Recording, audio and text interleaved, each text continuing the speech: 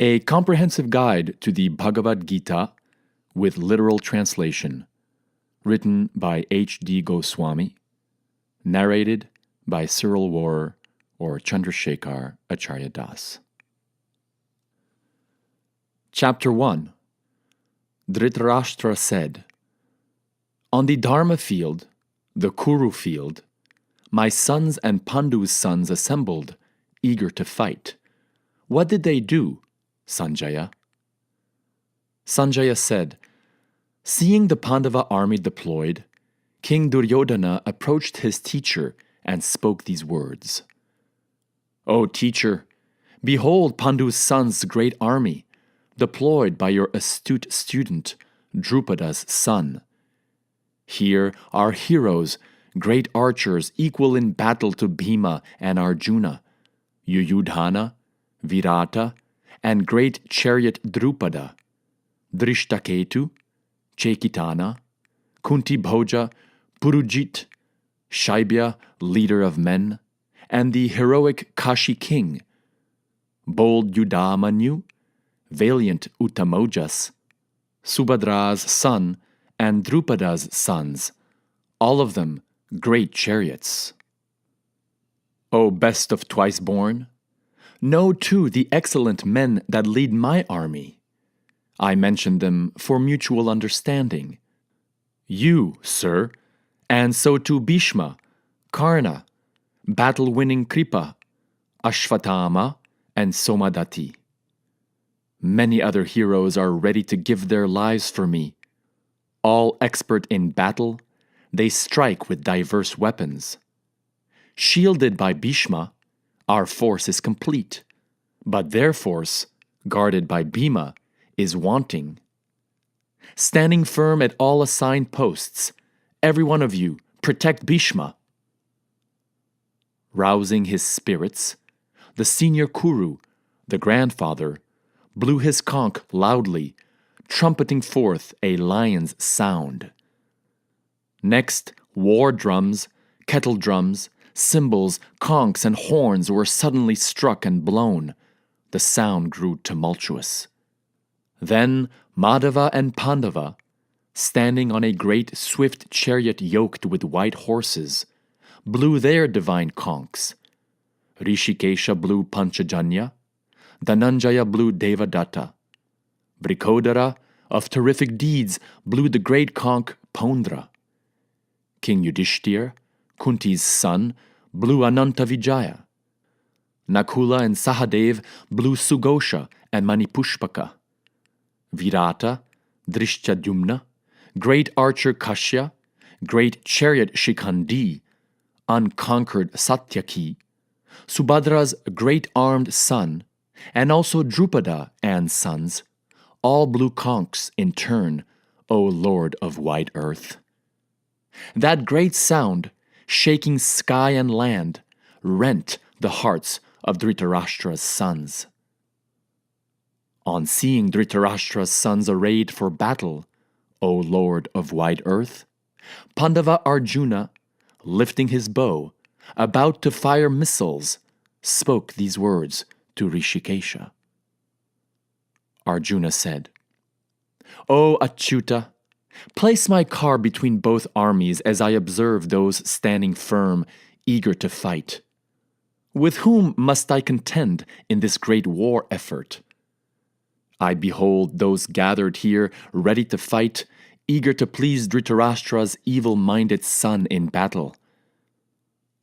Sanjaya said, "O Bharata, thus addressed by Gudakesha, Arjuna, Rishikesha placed that supreme chariot between both armies.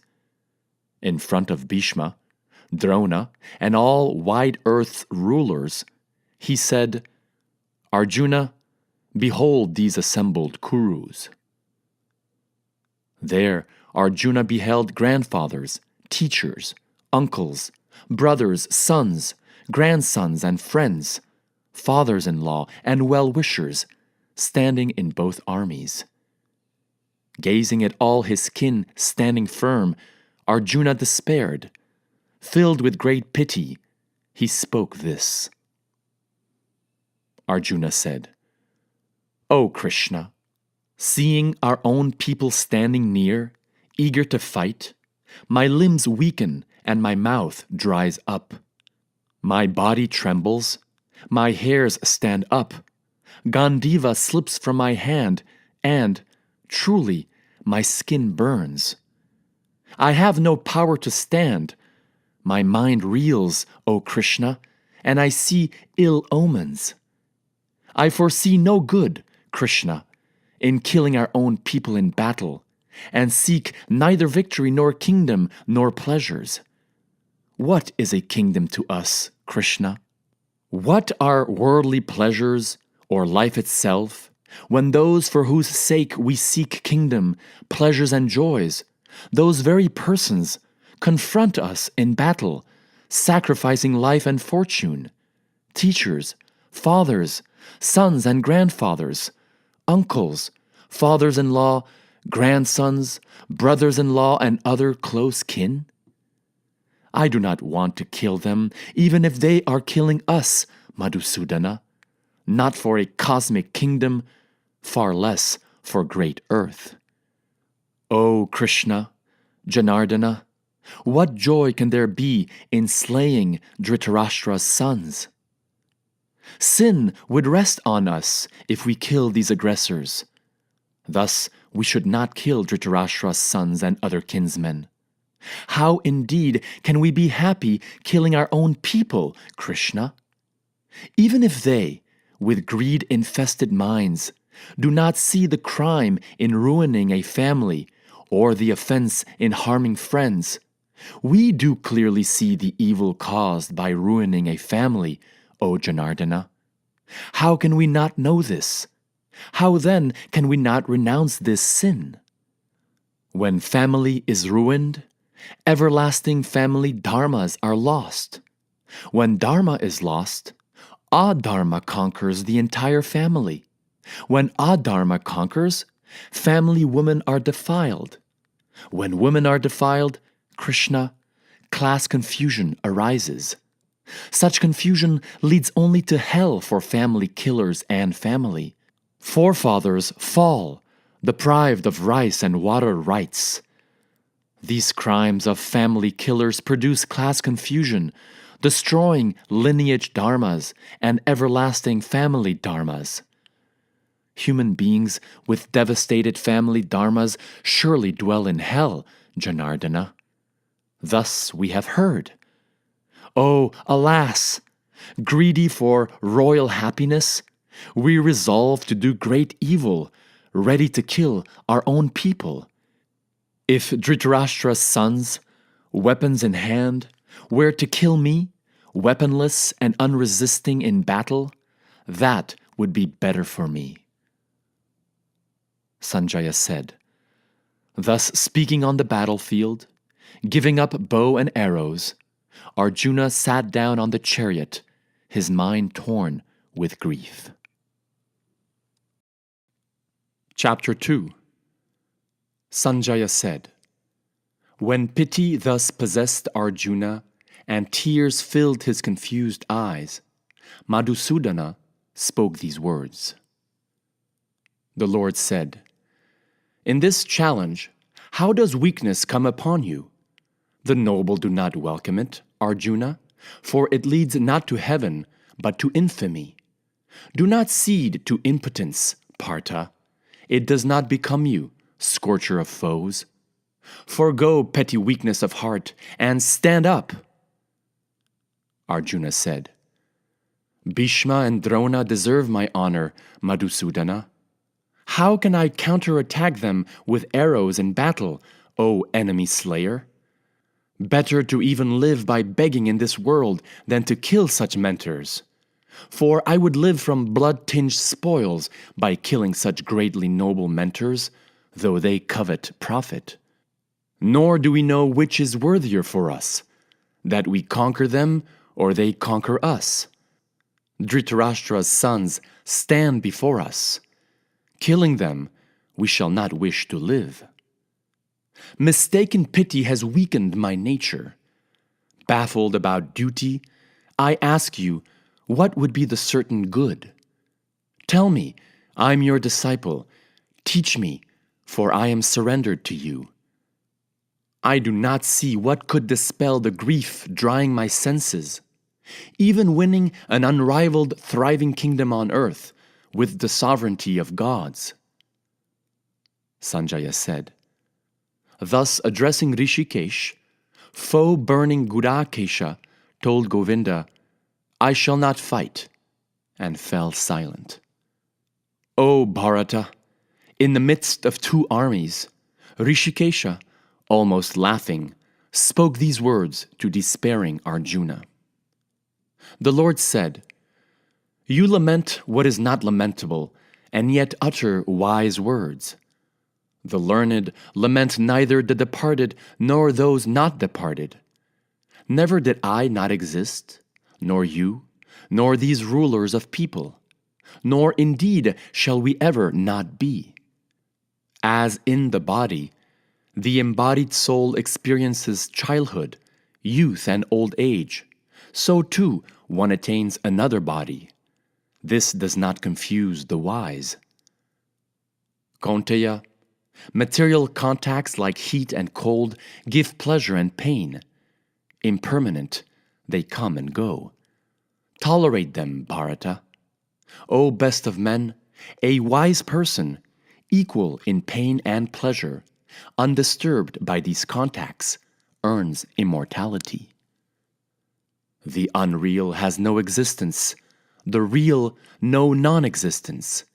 In fact, truth-seers have seen the certainty of both. Know the indestructible that pervades all this. No one can destroy that which does not perish. These bodies of the eternal, indestructible, immeasurable embodied soul are said to end. Therefore, Bharata, fight. Neither one who thinks the soul a killer, nor one who thinks it killed understands. The soul neither kills nor is killed. The soul is never born and never dies, nor having existed will it ever not be. Unborn, eternal, everlasting, primeval, it is not killed when the body is killed. Partha, knowing the soul to be indestructible, eternal, unborn, and unperishing, how does one kill, and whom does one kill or cause to kill? As one dons new clothes, discarding those that are worn, so the embodied soul, discarding worn bodies, dons new ones. Weapons do not cut the soul, fire does not burn it, water does not wet it, wind does not wither it. The soul cannot be cut, burned, wetted, or withered. It is eternal, goes everywhere, yet it is stationary, immovable, and everlasting. The soul is said to be unmanifest, inconceivable, and immutable. Knowing it thus, you should not lament. And even if you believe the soul is always born and always dies, great-armed, you should not lament it. Indeed, for one born, death is fixed, as birth is fixed for the dead. Therefore, in an unavoidable matter, you should not lament. Beings are unmanifest at first, manifest at midpoint, and surely unmanifest at the end, Bharata. What do you lament in this, Arjuna? Someone sees the soul as a wonder, another speaks of it as a wonder, and still another hears of it as a wonder. Yet some, even after hearing, do not comprehend it. The embodied soul in each and every body never can be killed. Thus you ought not grieve for any being. And also, considering your dharma, you should not falter. For a warrior there is nothing better than righteous battle. Happy, Partha, are warriors who gain such battle that comes of its own, opening wide heaven's gate. Now, if you will not fight this righteous battle, then, giving up your dharma and reputation, you will incur sin. People will proclaim your perpetual infamy, and for the highly esteemed, infamy is worse than death. Great chariots will think you fled the fight in fear. You will be shamed before those who gave you high regard. Your enemies will ridicule your power, speaking many unutterable things. What pain is worse than this? If slain, you will reach heaven. Conquering, you will rule great earth. Therefore, arise, Kaunteya, decide for battle, treating as equal pleasure and pain, gain and loss, victory and defeat. Engage for war and incur no sin. This is reason, analytically taught. Now hear of it in practice. With such reason, Partha, you will cast off karma's bonds. Effort does not fail here. There is no falling back. Even very little of this dharma delivers one from great danger. Herein, Kuru-san, determined reason is one, whereas the reasoning of the undetermined is many-branched, indeed endless. Intent on heaven, unwise selfish souls delight in Veda speech, Partha. Claiming there is nothing else, they proclaim those florid words that abound in rituals, afford good birth and fruits of action, and lead to assets and power. For those that cling to assets and power, their minds carried off by these, full-focused, determined reason does not take place. The Vedas center on three qualities. Go beyond the three qualities, Arjuna, beyond duality. Stand always in goodness, self-possessed, with no care to acquire. To a knowing Brahmana, all the Vedas have as much value as a well when, all about, wide waters stream. You have a right to action alone, never to its fruits. Neither be motivated by action's fruits, nor cling to inaction. Firm in yoga, perform deeds without attachment, being equal in success and failure, for yoga is said to be equality, Dhananjaya. Action is by far inferior to the practice of reason, Dhananjaya. Seek shelter in reason. Miserly are those motivated by fruits. Joined to reason, one forsakes both good and bad action in this life. As such, prepare for yoga. Yoga is mastery in actions. Joined to reason, the mindful forsake action-born fruits. Saved from birth bondage, they go to the place free of malady. When your reason will cross over the illusion thicket, then you will be indifferent to what was heard and is to be heard. When your hearing confounded reason stands unwavering, unmoving, in full concentration, then you will attain yoga. Arjuna said, Keshava, what is the language of one firm in wisdom, fixed in full concentration? What does the steady-minded say, and why stay or go? The Lord said, when one, satisfied by self, in self alone, rejects all the mind's selfish desires, Partha, one is said to have firm wisdom, free of passion, fear and anger, with mind undisturbed in miseries, one no longer longing for pleasures, is said to be a steady-minded sage. Wisdom is firmly fixed in one who is everywhere unaffected, whether meeting good or evil, who neither delights nor despises. Wisdom is firmly fixed in one who fully withdraws the senses from their objects, as the tortoise withdraws its limbs. Sense objects recede for the embodied soul who abstains from them, but taste remains. Yet even taste ceases on seeing something better. Kaunteya, even though an inspired person endeavors, turbulent senses take the mind by force. Controlling all these senses, one must stay linked, devoted to me. Wisdom is firmly fixed in one who rules the senses. When a person contemplates sense objects, attachment for them arises. Desire springs from attachment, and from desire, anger is born. From anger comes confusion. From confusion, memory loss. From memory loss, reason's ruin. By reason's ruin, self vanishes. Engaging sense objects with self-controlled senses, free of delight and hate, the accomplished soul attains clarity. In clarity, the letting go of all sorrows ensues. With a clear mind, reason quickly grows steady. The unlinked does not reason. The unlinked does not focus. The unfocused has no peace. And for one not at peace, where is happiness?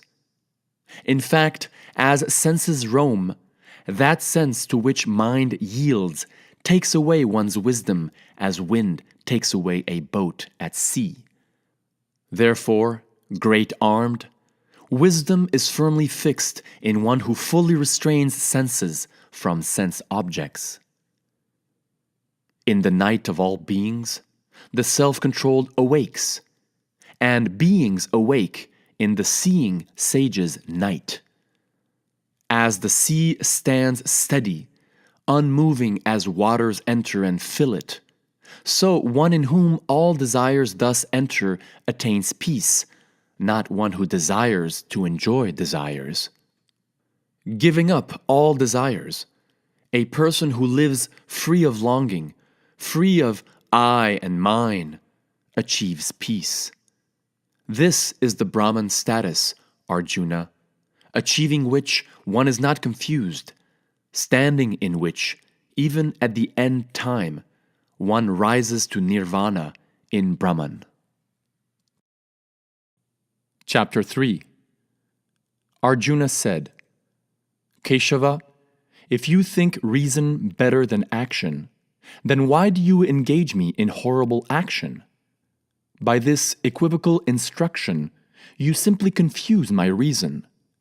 To resolve this, speak that one thing by which I can achieve the greater good. The Lord said, I already told you, sinless one, that the steady way is twofold in this world.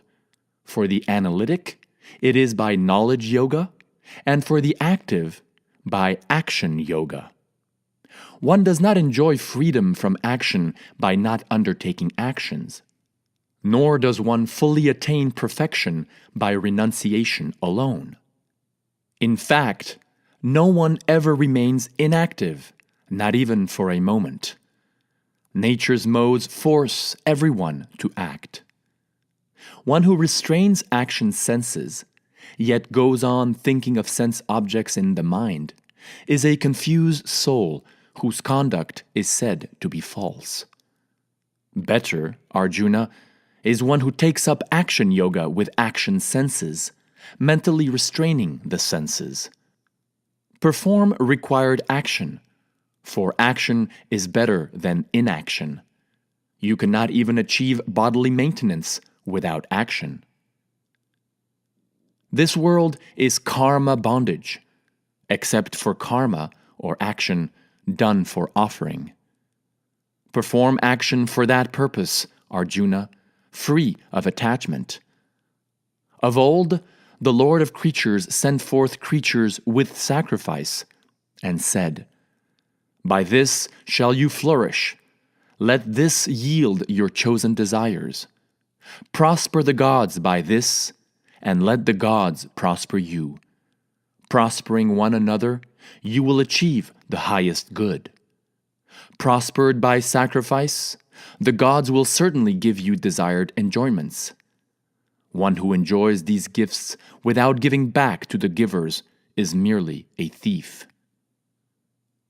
Eating sacrifice remnants, the virtuous are freed of all offense, but the wretched that cook for themselves eat sin. Beings live from food. Food arises from rain. Rain comes from sacrifice. Sacrifice arises from duty.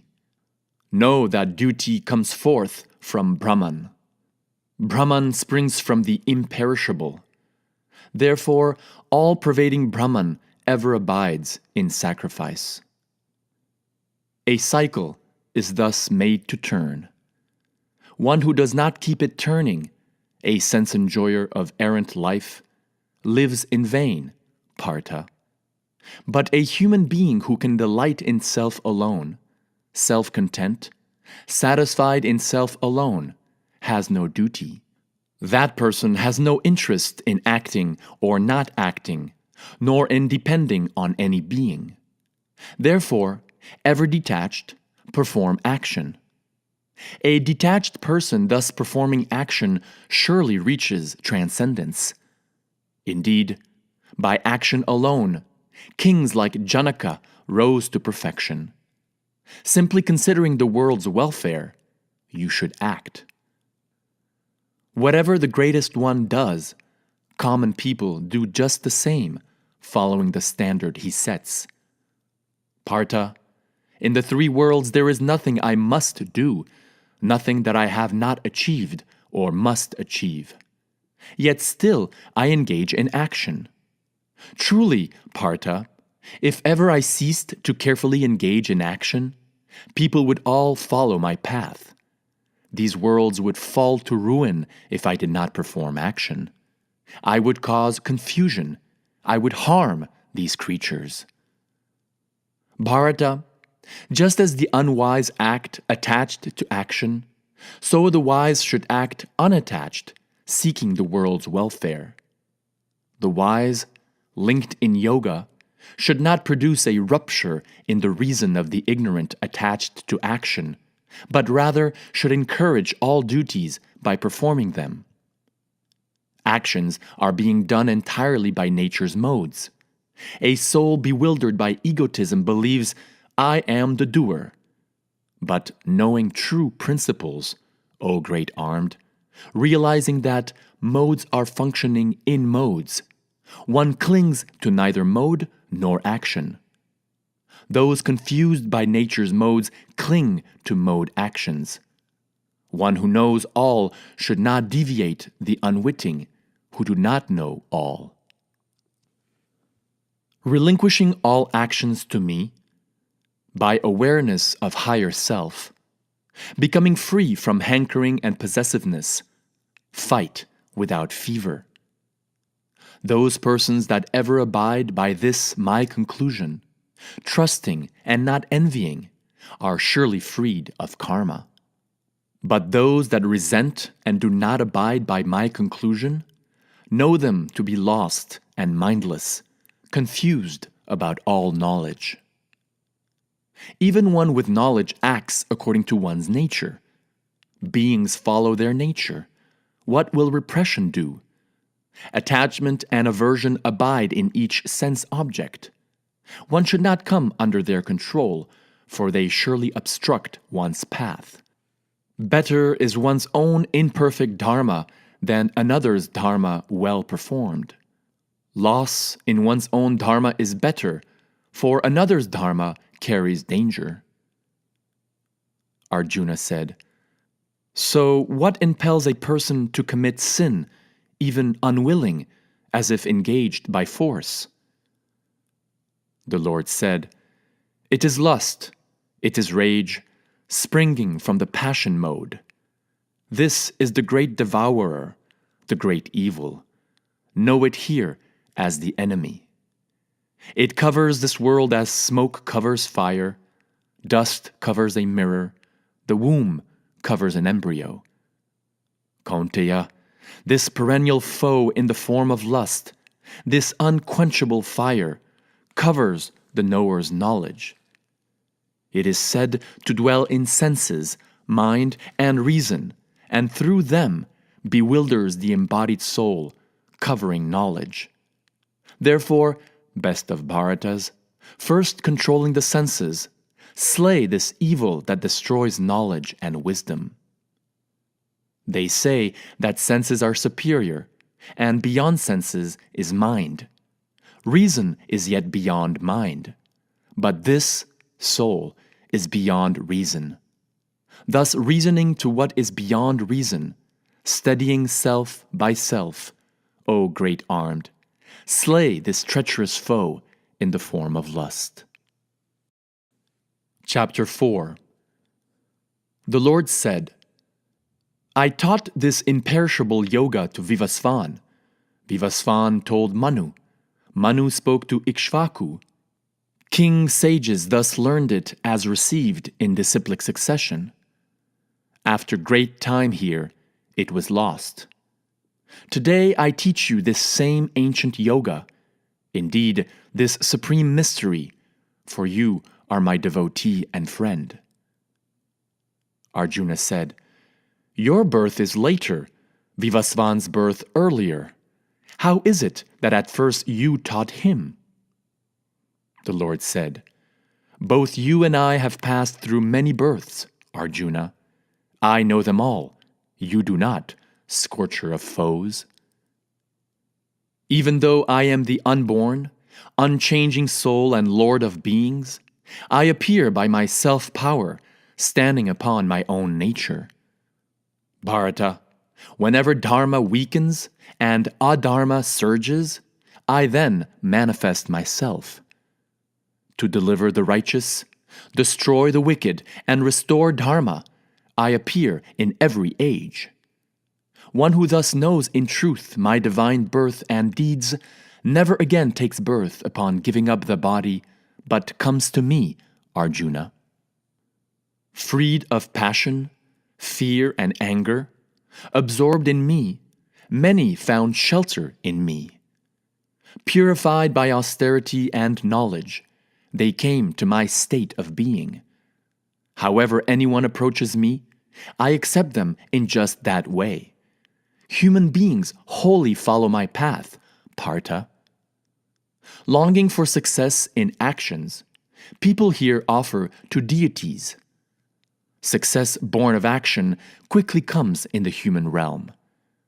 According to divisions of mode and action, I created the 4 Varna system. Though I made it, know me as the changeless non-maker.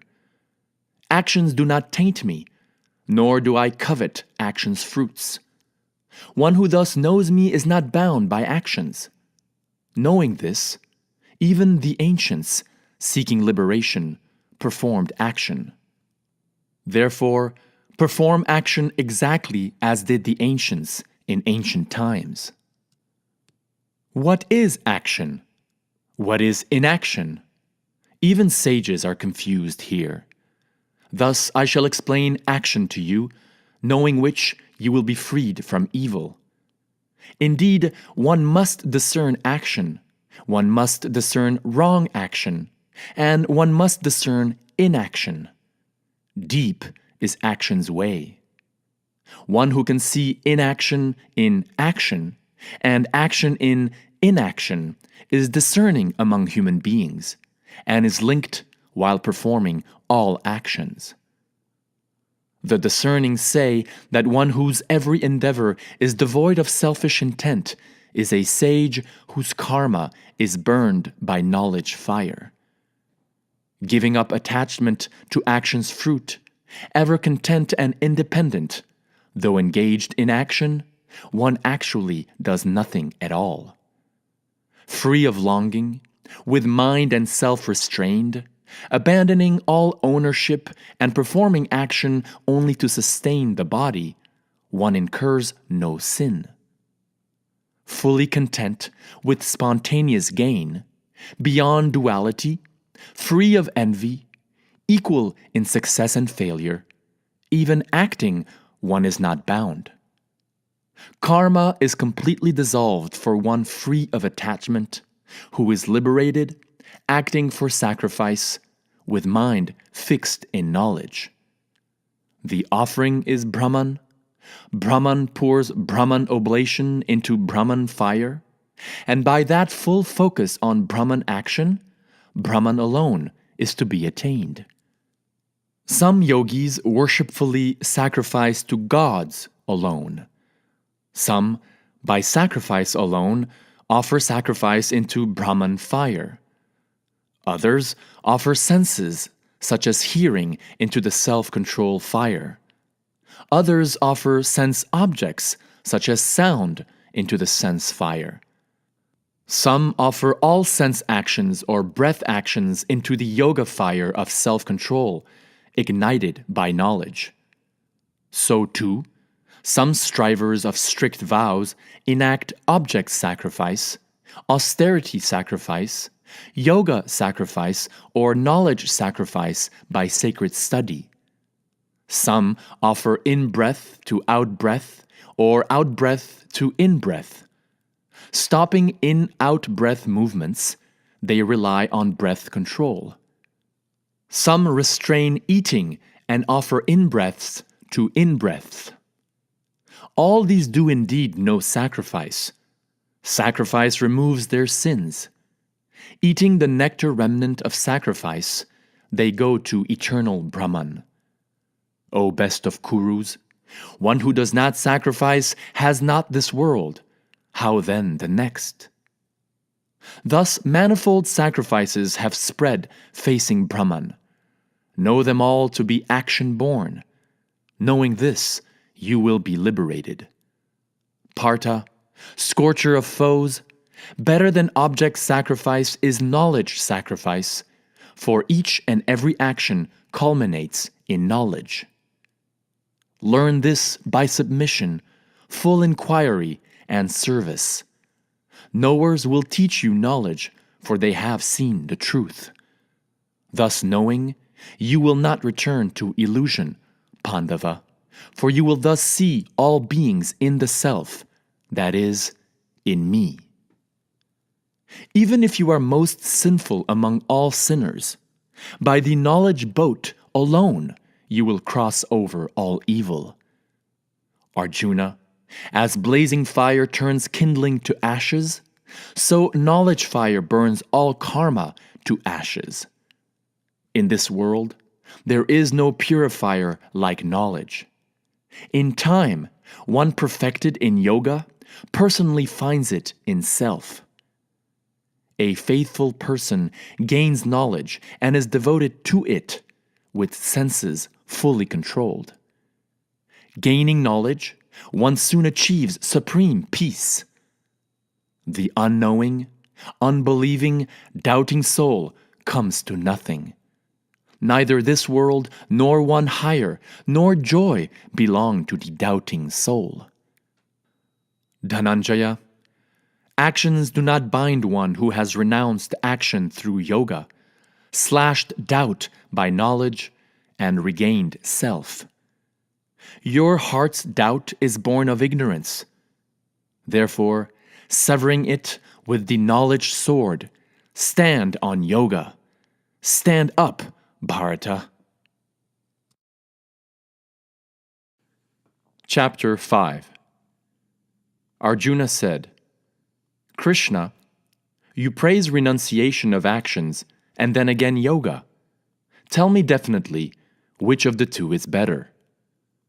The Lord said, both renunciation of actions and action yoga confer the highest good. But of the two, action yoga is superior to renouncing action. One who neither hates nor hankers is to be known as a constant renouncer beyond duality, easily freed from bondage, O great armed. The childish, not the wise, claim that analysis and practice are distinct. A person who properly performs but one attains the fruit of both. The status achieved by analytic methods is also attained by yoga practices. One who sees that analysis and practice are one truly sees. Yet renunciation is difficult to achieve without yoga, O great armed. Linked in yoga, a sage soon achieves the absolute. Linked in yoga, a purifier self who conquers self and senses, a self, being the self of all beings, is not tainted, though acting. I do nothing at all. Thus a linked truth knower should think.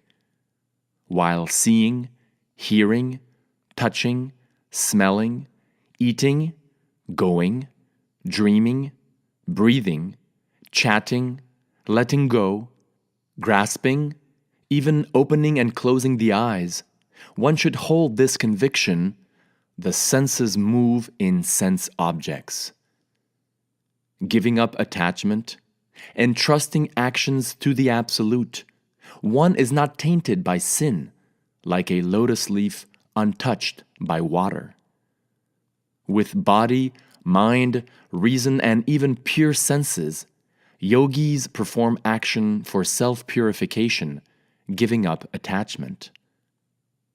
Linked in yoga, giving up action's fruit, one achieves enduring peace. Unlinked, clinging to the fruit, one is bound by selfish action. Mentally renouncing all actions, a self-ruling, embodied soul stays happily in the nine-gated city, neither acting nor causing to act. The Lord creates neither agency nor actions for persons, nor their tie to action's fruit. One's own nature prevails. The Almighty does not assume anyone's sin or good deed.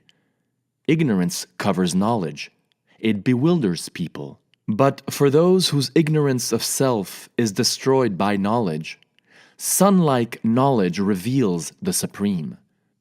Those whose reason, self, devotion, and refuge rest in Him, they go to non-return, their impurity shaken off by knowledge.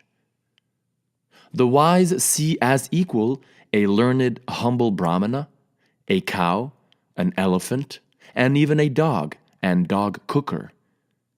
In this very world, those whose minds stand in equality conquer creation. Brahman is truly equal and flawless. Therefore, they stand in Brahman. One should neither rejoice on obtaining that which pleases, nor lament on obtaining the displeasing. With steady reason, unconfused, a Brahman knower stands in Brahman. Detached from external contacts, self finds pleasure in self. Linked by yoga to Brahman, that self finds unperishing joy.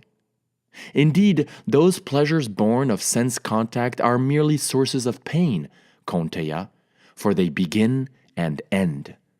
A sage does not delight in them. Before giving up the body, one who is able to tolerate in this very life the urge born of lust and anger is a happy person, linked in yoga. With inner joy, inner delight, and real inner light, such a yogi, being Brahman, achieves nirvana in Brahman. Self-restrained sages, their sins spent, gain nirvana in Brahman. Their duality severed, they delight in the good of every being. For those wise souls freed from desire and anger, who strive with controlled minds, nirvana in Brahman comes their way. Putting outside contacts outside, fixing the eyes right between the brows, equalizing in and out breaths moving in the nose, intent on freedom, with senses, mind, and reason controlled, with desire, fear, and anger gone, ever so, a sage is surely liberated.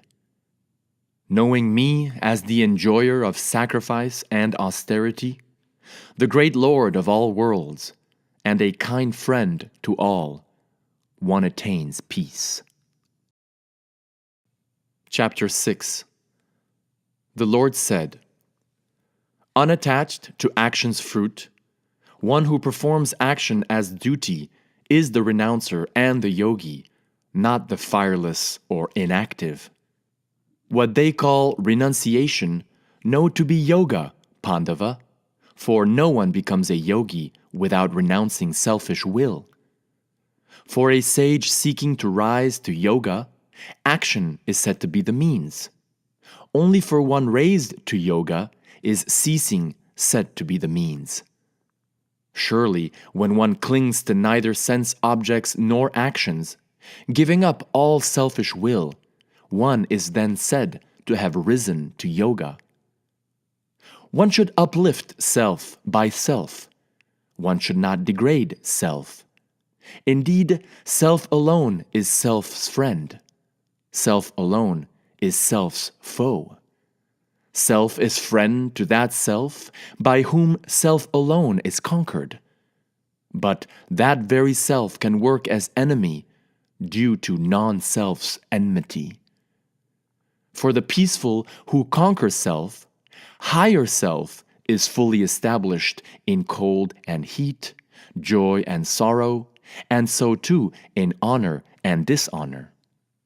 A soul content with knowledge and wisdom, who stands at the peak with senses conquered, is said to be linked, a yogi for whom clay, stone, and gold are equal. Still better is one with equal reason among the kind-hearted, friends, foes, abstainers, mediators, the odious and kindred, and even among saints and sinners. Alone, secluded, self and mind restrained, not covetous or possessive, a yogi must always link self in yoga. In a pure place, setting not too high or low one's firm seat, layered with cloth, antelope skin and kusha grass, sitting there, making mind single-pointed, thoughts and sense activities restrained, one should practice yoga for self-purification. Steady and unmoving, keeping body, head, and neck aligned, focusing on the very tip of one's nose, not staring in any direction, self-calm, fear gone, chastity vow firm, thoughts in me, controlling the mind, one should stay linked in yoga, dedicated to me. Thus, constantly linking self, a yogi of disciplined mind attains nirvana of highest peace, which abides in me. Yet, yoga does not happen for one who overeats or solely fasts, nor for one who habitually sleeps too much or simply stays awake. But sorrow-ending yoga does occur for one in whose actions there is proper eating and recreation, proper effort, proper sleeping and wakefulness. When the strictly controlled mind abides in self alone, not pursuing any selfish wish, then one is said to be linked in yoga. A yogi of controlled mind, practicing yoga of self, is compared to a wind-screened lamp that does not flicker. That in which mind grows quiet, held fast by yoga practice, in which one is content by seeing self in self by self, in which one knows endless joy beyond the senses, a joy acceptable to reason, where once standing one does not move from truth, and gaining which one realizes there is no greater gain, standing in which one is not deviated even by heavy sorrow. That is called yoga, the unlinking of the sorrow link. One is meant to practice yoga with conviction and undiscouraged mind. Wholly forsaking all selfish desires born of will and regulating the set of senses by mind alone, one must gradually come to stillness through reason held with resolve.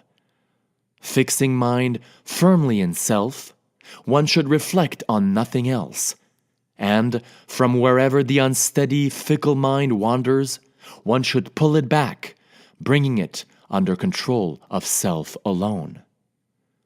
Ultimate joy comes to a yogi of contented mind and subdued passion, who abstains from impurity, having joined Brahman. Thus a yogi, free of impurity and always linking self, joyfully attains endless joy by full contact with Brahman. With equal vision everywhere, the yoga-linked self sees self in all creatures and all creatures in self. To one who sees me everywhere and sees everything in me, I am not lost, nor is that person lost to me. A yogi is one who abides in unity and honors me in all creatures. However living, that yogi lives in me. By self-comparison, one who sees everywhere equally in joy or sorrow is respected as the highest yogi, Arjuna.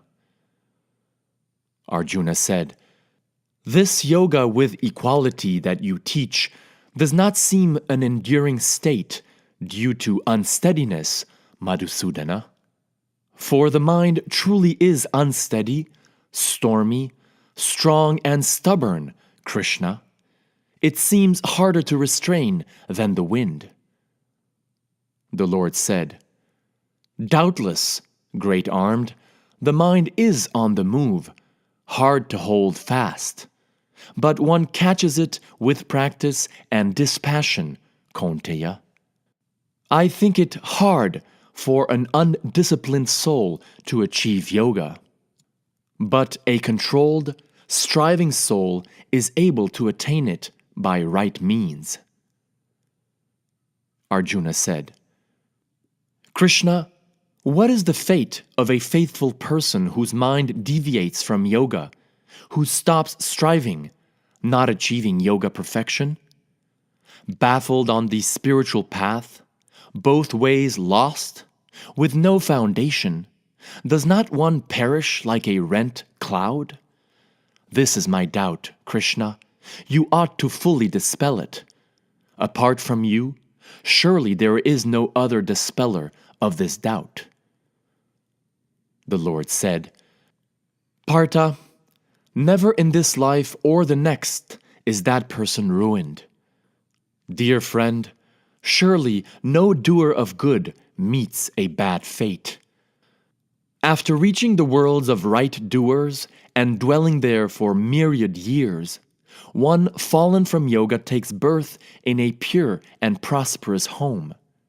Or else one is born in a family of wise yogis. Surely in this world such a birth is much harder to achieve. Therein one reconnects to past lives' understanding, and then strives on for perfection, Kuru child. By that former practice alone, one is inevitably brought back. Seeking to know about yoga, one surpasses word Brahman. Striving with real effort, fully cleansed of impurities, and perfected after several lives, the yogi achieves the highest state. A yogi surpasses ascetics, and is even held to surpass the learned. A yogi surpasses ritualists. Therefore, be a yogi, Arjuna.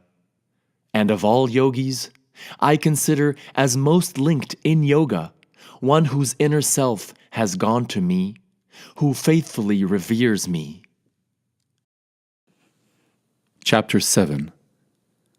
The Lord said, "Hear, Partha, how by practicing yoga at my shelter, with mind fixed on me, you will know me fully beyond doubt. I will teach you entirely this knowledge and wisdom, knowing which nothing further remains to be known here. Among thousands of persons, one strives for perfection, and of those who strive and succeed, one knows me in truth. Earth, water, fire, air, space, mind, reason, and egotism This is my separated eightfold nature. It is inferior, O great armed, but know of my other superior nature that animates the world, the living being. Understand that these two natures are the source of all beings, and that I am the origin and dissolution of the entire cosmos. There is nothing else beyond me, Dhananjay. All this rests on me like pearls on thread. I am the taste in water, Kaunteya, the light of moon and sun, sacred Om in all Vedas, sound in space, valor in men. I am pure fragrance in earth, splendor in fire, life in all beings, and austerity in the austere. Know me, Partha, as the perennial seed of all beings, reason of the rational, splendor of the splendid. Of the strong, I am strength, free of desire and passion. Among beings, I am desire that does not oppose dharma, O best of Bharatas. Indeed, know that all virtuous, passionate, and dark states come from me alone. Yet I am not in them, they are in me. Baffled by these three modal states, this whole world does not recognize me, who am above these states, unchanging. This, my divine modal illusion, is truly difficult to overcome. Those who approach me alone cross beyond this illusion.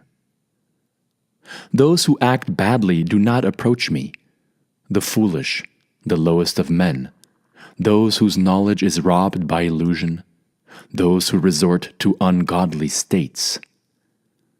4 types of beneficent persons worship me, Arjuna.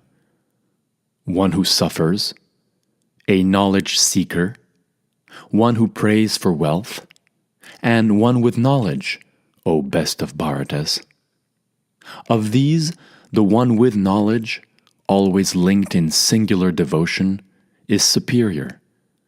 I am exceedingly dear to one with knowledge, and that person is also dear to me. Truly, all these are noble, yet I accept the one with knowledge as my very self, for that linked soul abides only in me, the ultimate goal. After many births, one with knowledge approaches me, knowing Vasudev is everything. That great soul is very hard to find. Following various rules, ruled by their own natures, those robbed of knowledge approach other divinities. Whoever wishes to worship whatever form, faithfully devoted, to each I bestow unmoving faith. With that faith, one undertakes worship and thereby obtains wishes actually bestowed by me alone. But only a fleeting fruit comes to those of little insight. Sacrificers to gods go to gods. My devotees surely go to me.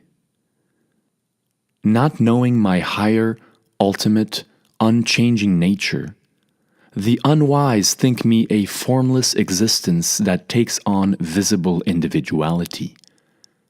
I do not reveal myself to all.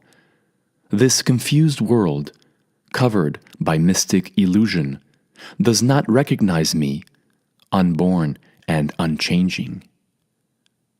I know the past, present, and future of all beings, Arjuna, but no one knows me. Bharata, O scorcher of foes, due to the bewilderment of duality arising from desire and hate, all beings enter illusion at birth. But those of pious deeds, whose misdeeds have ceased, who are freed from such bewilderment, worship me with firm vows. Depending on me, those who strive for release from old age and death understand Brahman entire, higher self, and action complete. With awareness linked in yoga, those who know me as the higher principle of divinity, nature, and sacrifice, know me even at the time of passing. Chapter 8. Arjuna said, "What is Brahman? What is higher self, and what is action, O ultimate person? What principle governs nature? What principle is said to govern the gods? Who governs sacrifice here in this body, Madhusudana, and how? And how are disciplined souls to know you at the time of passing?" The Lord said, "Brahman is the supreme unperishable. Its nature is said to be higher self. Creation that generates a being's state of being is termed karma. A perishing state is nature's principle, and divinity's principle is the person. I, alone, here in this body, am sacrifice's principle, O best of body bearers. At end time, one who departs remembering me alone while releasing the body goes to my state of being. Of this there is no doubt. Indeed, one surely attains the very state that one remembers while quitting the body, Kaunteya, whatever it may be, for one has always caused that state of being to be. Therefore, at all times remember me and fight. With reason and mind focused on me, you will doubtlessly come to me alone. With unwavering mind, linked by disciplined yoga, one reaches the Supreme Divine Person, always thinking of Him. One should remember Him as the ancient seer and constant ruler, smaller than the smallest, the creator of all, with inconceivable form, lustrous like the sun, beyond darkness. At the time of passing, filled with devotion and yogic power, mind unmoving, fixing the life air between the eyebrows, one reaches that Supreme Divine Person. I shall now briefly describe to you that which knowers of the Vedas call the unperishing place, into which passion-free ascetics enter, desiring which they follow chaste practices. Restraining all bodily gates, fixing mind in heart, and placing life air at head's top, one stands on the yoga platform. Sounding the Absolute as the single syllable Om, and steadily remembering me, one then departs the body and attains the highest destination. Partha, I am easy to attain for the ever-linked yogi who always remembers me with ever unswerving mind. Reaching me, great souls never return to birth in this transient realm of sorrow, for they have gone to final perfection.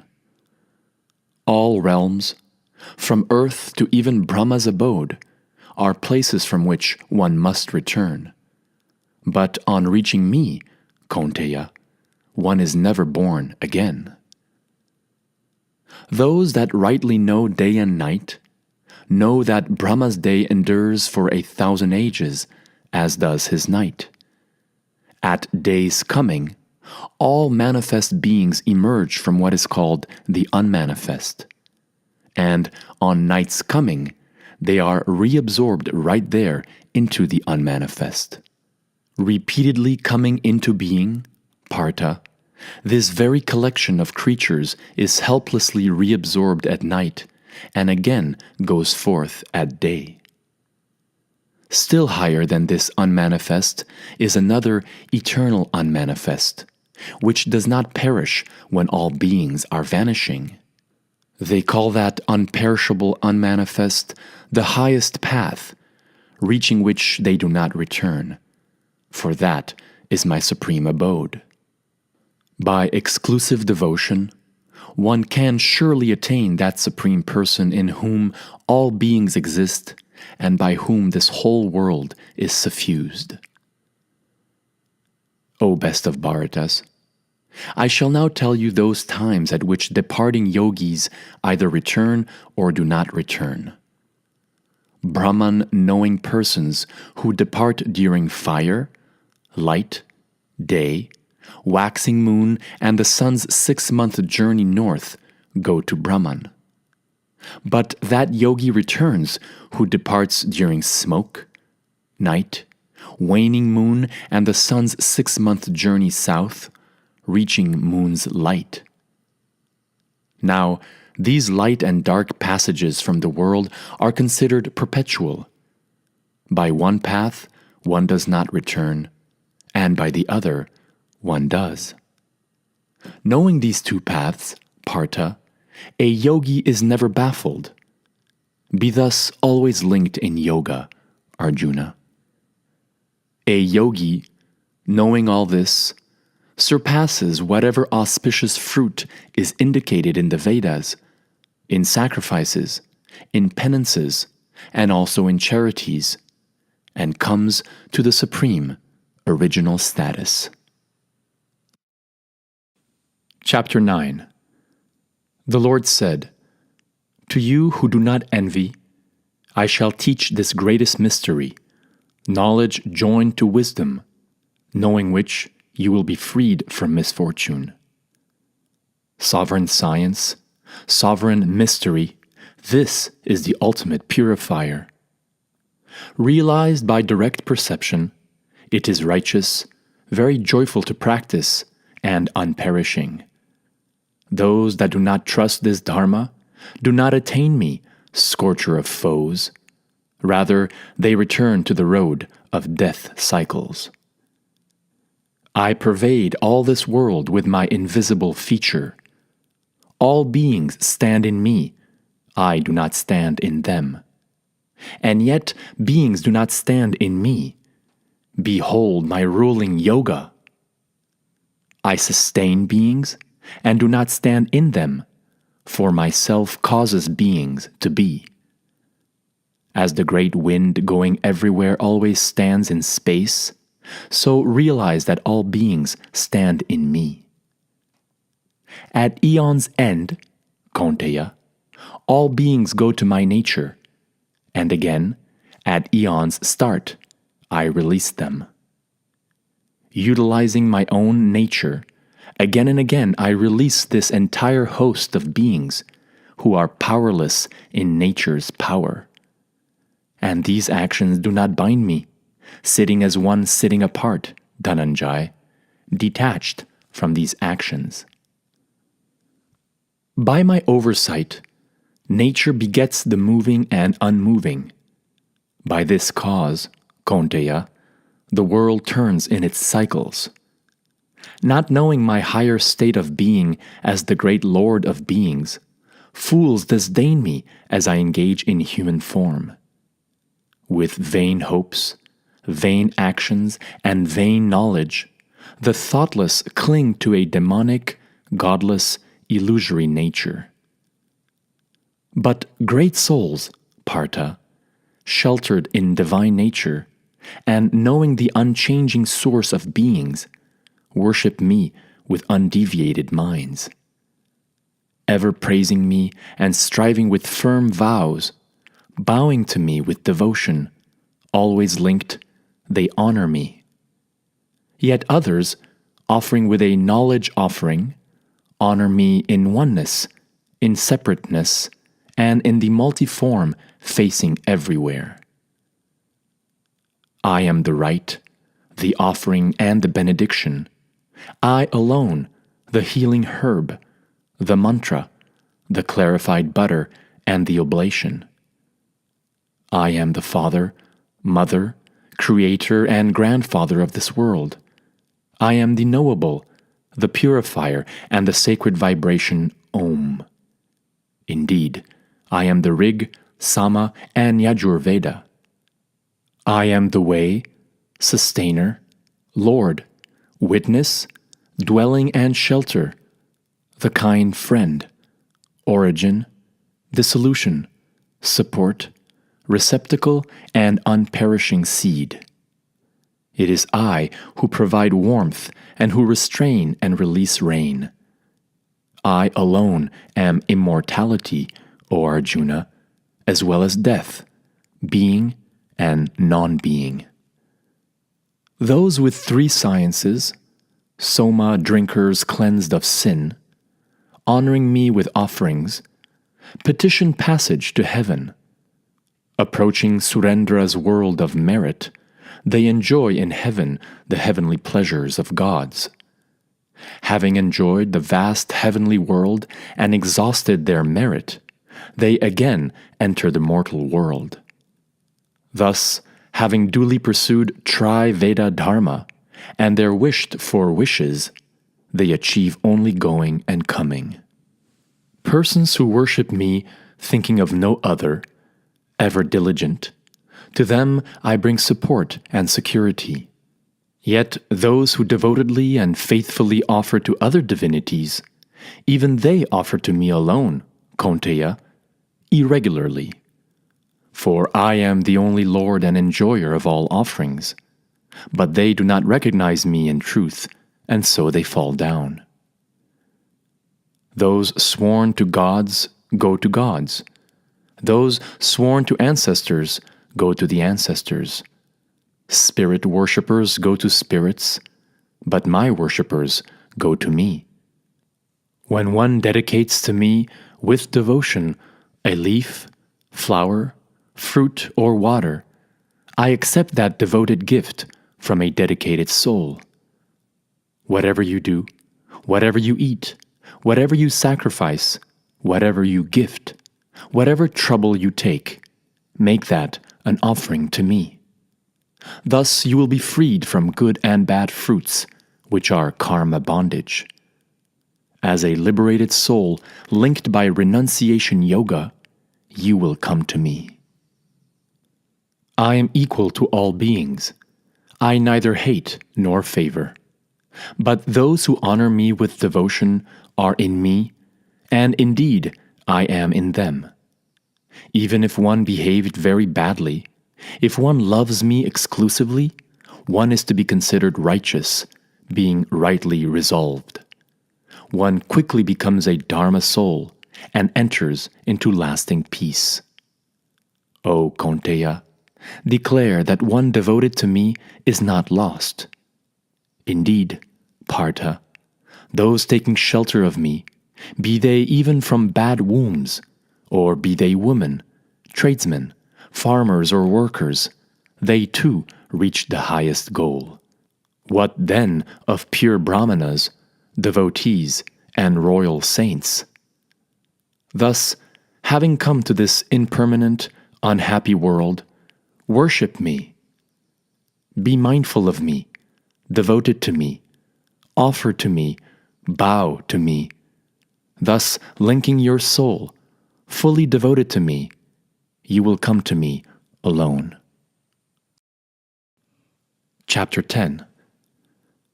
The Lord said, Yet again, mighty armed, hear my supreme word. Desiring your good, for you are loved, I shall speak to you.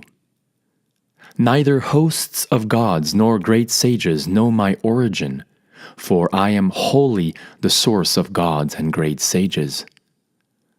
One who knows me as unborn and beginningless, the great Lord of worlds, is unconfused among mortals and is freed from all sins.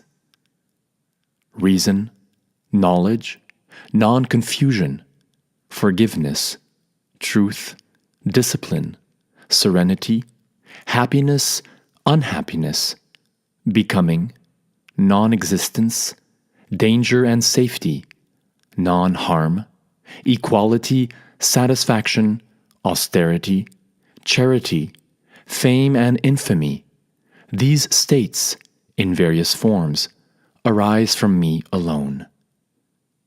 7 great ancient sages and 4 Manus are born of my mind and share my nature. This world's progeny comes from them. One who knows in truth this vast power and yoga of mine engages in unwavering yoga, there is no doubt here. I am the source of all. From me, all emanates. Realizing this, and filled with feeling, the intelligent devote themselves to me.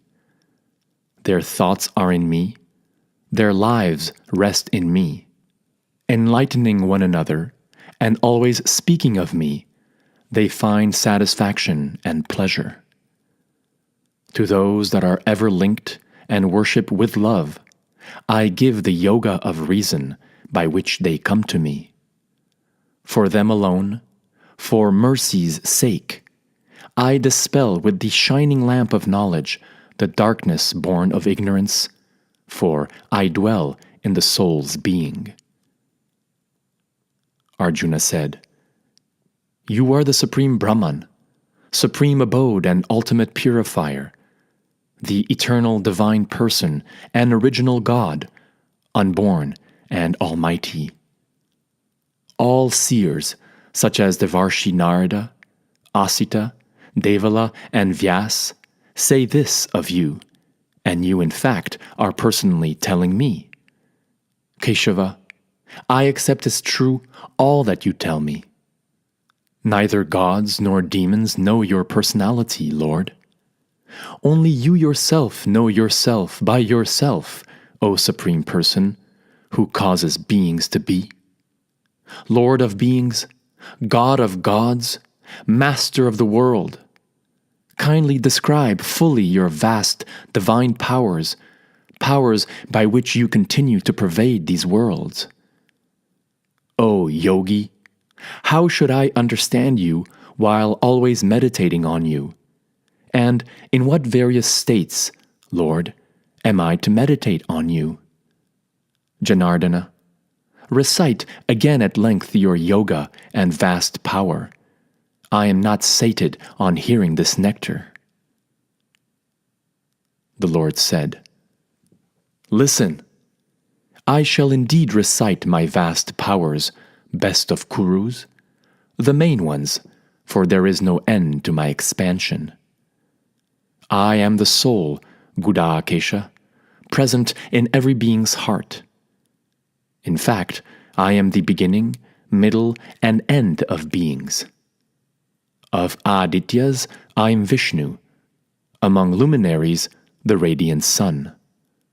Of Maruts, I am Marichi. Among lunar mansions, the moon. Of Vedas, I am Samaveda. Of gods, I am Vasava. Of senses, I am mind. And of beings, I am consciousness. Of Rudras, I am Shankara. Among Yakshas and Rakshas, the Lord of wealth. Of Vasus, I am fire. I am Meru among towering peaks. Of priests, Partha, know me as Brihaspati, the chief. Of military leaders, I am Skanda, and of water bodies, I am the ocean. Of great sages, I am Bhrigu. Of words, I am the one unperishing syllable. Of sacrifices, I am the quiet chant. Of stable things, the Himalaya.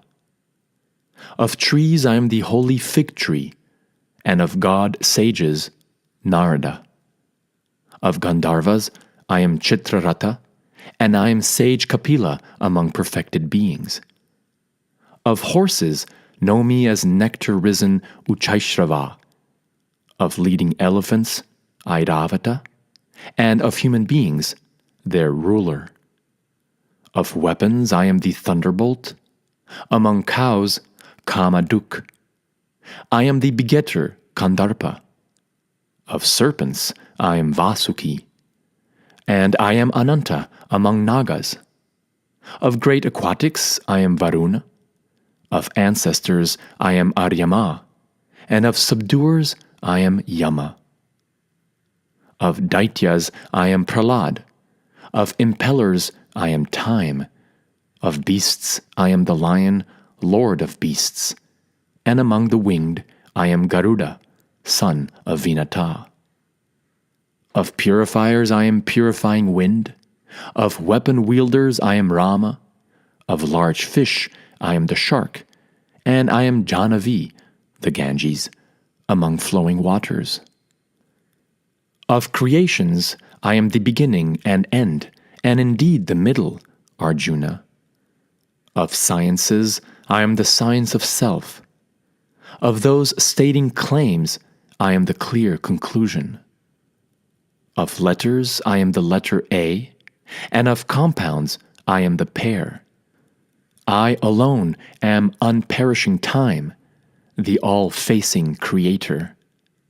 I am all taking death and the coming forth of all that will come. Of the feminine, I am fame, beauty, speech, memory, reason, firmness, and forgiveness. So too, of hymns I am the great hymn, and of metered chants, the Gayatri. Of months I am trailhead, of seasons, flower mine. Of deceivers I am dicing. I am the splendor of the splendid. I am victory. I am resolve. I am the essence of the essential. Of Vrishnis I am Vasudev. Of Pandavas, Arjuna. Indeed, of sages I am Vyas. Of thinkers, learned Ushana. I am the rod among tamers, and I am moral conduct among those seeking victory. And, truly, of secrets I am silence. Of the wise I am wisdom. And I am that which is the seed of all beings, Arjuna. No moving or unmoving being can exist without me. There is no end to my vast divine powers, scorcher of foes. Of my vast power's extent, I provide only an example. Know that each and every being that possesses power, beauty, or true excellence springs from a part of my splendor. But then, what need have you to learn so much, Arjuna? With a single fragment of myself, I steadily sustain this entire universe. Chapter 11. Arjuna said, "To favor me, you spoke the supreme mystery called Higher Self. Those words dispelled my illusion. O lotus petal-eyed, I heard from you at length of the becoming and vanishing of beings, and about your unperishing majesty. Supreme Lord, O highest person, I now wish to see your lordly form as you thus described yourself. Master, if you think it possible for me to see, then show me your unperishing self, O Yoga Lord." The Lord said, "Behold, Partha, my divine forms by hundreds and thousands, many kinds and colors, in many shapes. Behold Adityas, Vasus, Rudras, twin Ashvins and Maruts. Behold, Bharata, many wonders unseen before. Behold now the world entire in one place, in my body, Gudakesha, with the moving and unmoving and whatever else you wish to behold. But you are unable to see me with your eye alone. I give you a divine eye. Behold my ruling yoga." Sanjaya said, "Thus speaking, O king, great Yoga Lord Hari then revealed to Partha his supreme ruling form. Many mouths and eyes, many wondrous visions, many divine ornaments, many divine upraised weapons. It bore raiment, divine garlands, divine scents and ointments, all miraculous, godly, endless, facing everywhere. If 1,000 suns could rise at once in the sky, that light might resemble the light of that great soul. There, in the body of the God of gods, Pandava beheld the universe entire in one place, yet variously divided. Filled with wonder, hairs standing up, Dhananjaya, bowing his head to God, Krishna, then spoke. Arjuna said, O God, in your body I behold Lord Brahma on the lotus seat, all gods and distinct societies of beings, all sages and divine serpents. On all sides I behold your infinite form, with many arms, stomachs, faces, and eyes. I see no end, no middle, nor yet beginning of you, cosmic Lord, cosmic form. I behold you with crown, club, and disc, a mass of splendor shining everywhere, hard to wholly observe, bright like blazing fire and sun, immeasurable. You are unperishing, the ultimate knowable. You are the supreme receptacle. You are the unperishing protector of eternal Dharma. I consider you the eternal person. I behold you with no beginning, middle, or end, of endless prowess and endless arms, with moon and sun your eyes, and your mouth a blazing oblation-eating fire as you heat the world with your splendor. From earth to heaven, you alone pervade this space and all directions. Seeing this, your wondrous fierce form, great soul, the three worlds tremble. Indeed, these societies of gods enter you. Some, fearful, pray with folded hands, saying, Let us prosper. Great sages and perfected beings laud you with full ardent praises.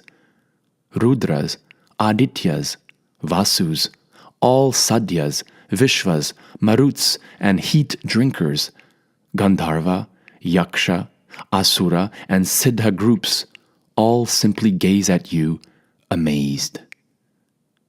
O great armed, seeing your great form with many mouths and eyes, many arms, thighs, and feet, many stomachs and many dreadful teeth, the worlds tremble, as I do. Indeed, seeing you touching the sky, blazing with many colors, mouths gaping, immense eyes blazing, my inner self trembles. O Vishnu, I find neither peace nor support. Simply seeing your dreadful teeth and your faces resembling time fire, I do not know the directions. I find no shelter. O Lord of gods, be gracious. O world's abode. All these sons of Dhritarashtra, with groups of earthly rulers, Bhishma, Drona, and that Sutta son, even together with our best fighters, all rushing, enter your mouths that have dreadful, terrifying teeth. Some fighters are clearly seen trapped between teeth, with heads pulverized. As rivers many rapids run to the sea alone, so these mortal world heroes enter your wildly blazing mouths. As moths, unto destruction, enter blazing fire with full-blown force, so these worlds, unto destruction, enter your mouths with full-blown force. Fiercely licking all worlds on every side with your flaming mouths, Vishnu, your rays scorch the universe, filling it with radiance. Declare to me, who are you, fierce of form? Let me bow to you, most excellent God. Be gracious.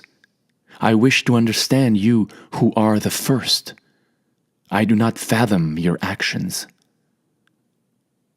The Lord said, Time I am, world destroyer, expanded, engaged here to withdraw the worlds. Even without you, all the fighters standing in opposing armies shall not be. Therefore, stand up. Gain victory, conquering the enemies. Rule a flourishing kingdom. I alone have already slain them. You, Savyasachi, be but an instrument. Slay those slain by me, Drona, Bhishma, Jayadratha, Karna, and still other battle heroes. Do not waver. Fight. You will conquer the foes in battle. Sanjaya said. Hearing these words of Keshava, diademed Arjuna made a trembling bow with folded hands. Extremely frightened, voice choked, bending forward, he spoke yet again to Krishna. Arjuna said, Rightly, Rishikesh, the world rejoices at your glory and grows attached to you. Fearful demons flee in all directions, and all accomplished societies bow down. And why should they not bow to you, great soul, first maker, higher yet than Brahma? O infinite Lord of gods, cosmic abode, you are the unperishing, being and non-being, and what is beyond. Original God, you are the primeval person. You are the supreme resting place of this universe, the knower, the knowable, the supreme abode. You pervade the universe, O infinite form. You are Vayu, Yama, Agni, Varuna, Shashanka, Prajapati, and the great-grandfather. I bow. Let me bow and bow again to you 1,000 times, and again, and still more. I bow to you. I bow in front, then from behind. Let me bow to you from all sides, O all. O infinite prowess, unmeasured force, you encompass all, and thus you are all. Thinking you a friend, I imposed myself, not knowing this your glory. Out of madness or love, I said, O Krishna, Yadava, friend. Just to tease, I insulted you, Achyuta, in sporting, resting, sitting and eating, alone or even in company. Thus I beg you, the immeasurable, to forgive me. You are the Father of the moving and unmoving world, and you are the world's venerable teacher above teachers. You have no equal, whence one superior. Unmatched is your power, even in all three worlds. Therefore, bowing, prostrating my body, I beg you, worshipful Lord, be kind to me. Like father to son, friend to friend, lover to lover, O God, be lenient with me. Seeing what was never seen, I am thrilled and my mind is shaken with fear. Be kind, Lord of gods, world's dwelling. Show to me only that form of God. I wish to see you just so, with crown and club, disc in hand. O thousand-armed, O cosmic form, appear in just that four-armed form. The Lord said, Being pleased with you, Arjuna, from my self-yoga I revealed this exceptional primeval form, made of splendor, universal, infinite, unseen before by any other. Not by Vedas, sacrifices or studies, nor by gifts, nor rites, nor harsh penances can any but you in the human realm see me in such a form, Kuru hero.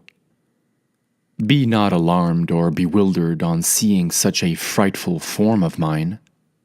Fear dispelled, mind joyful, behold again this form of mine alone. Sanjaya said, thus speaking to Arjuna and calming that fearful one, the great soul Vasudeva revealed his very own form, assuming again a sublime, beautiful body. Arjuna said, Janardana, seeing this, your sublime human-like form, I am now restored, rational, natural.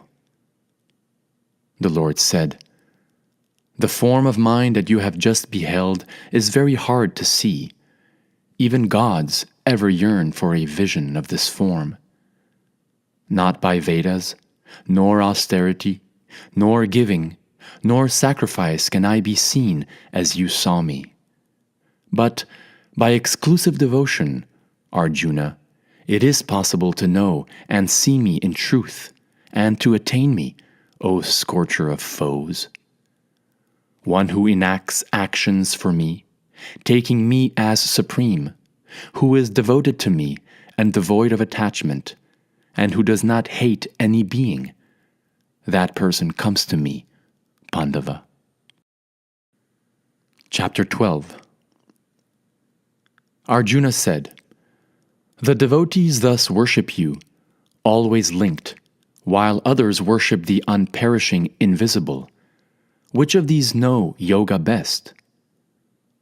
The Lord said, "Those who worship me with transcendent faith, ever linked, fixing their mind in me, I regard as most linked in yoga. But those who worship the unperishing, ineffable, invisible that exists everywhere, inconceivable, unchanging, unmoving, and fixed, who control the set of senses, judging fairly everywhere, intent on every being's good, they achieve me alone. Those with minds attached to the invisible take far greater trouble. With difficulty, the embodied make the invisible passage. But those releasing all actions to me, devoted to me, who worship me by meditating with pure exclusive yoga, their minds fixed in me, they I uplift without any delay from the death cycle ocean, O Partha. Fix your mind in me alone. Invest your reason in me. You shall henceforward dwell in me alone, no doubt. If you are unable to fully focus your mind steadily in me, then seek to attain me by practicing yoga, Dhananjaya. If you are not even able to practice, be devoted to my work. Working for my sake, you will surely attain perfection.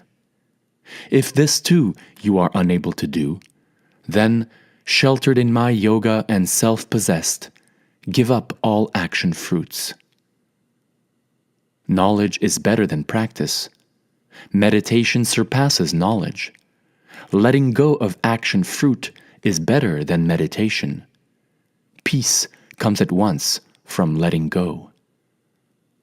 Not hating any being, friendly and also kind, with no I and mine, equal in sorrow and joy, forgiving, an ever-satisfied yogi, self-restrained, of firm conviction, investing mind and intelligence in me, one so devoted to me is dear to me. One who does not distress the world and who the world does not distress, who is free from exulting, intolerance, fear and affliction, that one too is dear to me. Impartial, decent, expert, neutral, unperplexed, letting go in all undertakings, one so devoted to me is dear to me. One who neither exalts, nor hates, nor grieves, nor yearns, a devoted soul who lets go in weal and woe, that one is dear to me. Equal to foe and friend, to honor and dishonor, equal in cold, heat, joy and sorrow, devoid of attachment, equal in slander and praise, silent, satisfied with whatever, without home, of steady mind, that devoted person is dear to me. Truly, those who revere this immortal Dharma as spoken, trusting it, dedicated to me, those devotees are exceedingly dear to me. Chapter 13. Arjuna said, Keshava, I want to understand nature and soul, field and field knower, knowledge and the knowable. The Lord said, This body, Kaunteya, is termed the field. Its knowers call one who understands it a field knower. Understand me also as field knower in all fields, Bharata.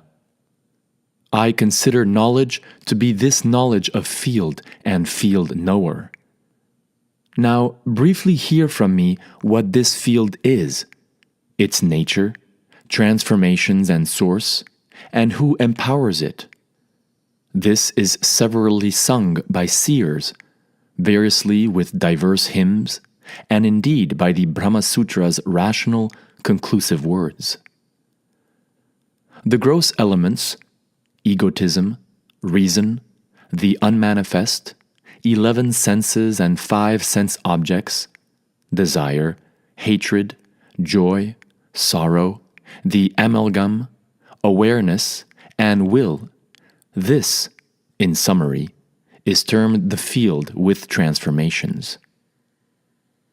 Pridelessness, non-duplicity, not harming, forgiveness, rectitude, serving spiritual guides, cleanliness, steadiness, self-control, dispassion for sense objects, non-egotism, reflecting on the painful flaws of birth, death, old age and disease, detachment, not obsessing over children, spouse, home, etc., constant equal-mindedness in desired and undesired occurrences, unswerving devotion to me through exclusive yoga, resorting to a secluded place, not delighting in public meetings, constancy in self-knowledge, and seeing the value of knowing truth. This is declared to be knowledge. What is otherwise is ignorance. I shall declare to you the knowable, knowing which one enjoys the immortal. Beginningless Brahman, subordinate to me, is said to be neither being nor non-being. Everywhere are its hands and feet, everywhere its eyes, head, and mouth. It hears everywhere in this world, encompassing all, it stands. Resembling all sense modes, it is devoid of all senses.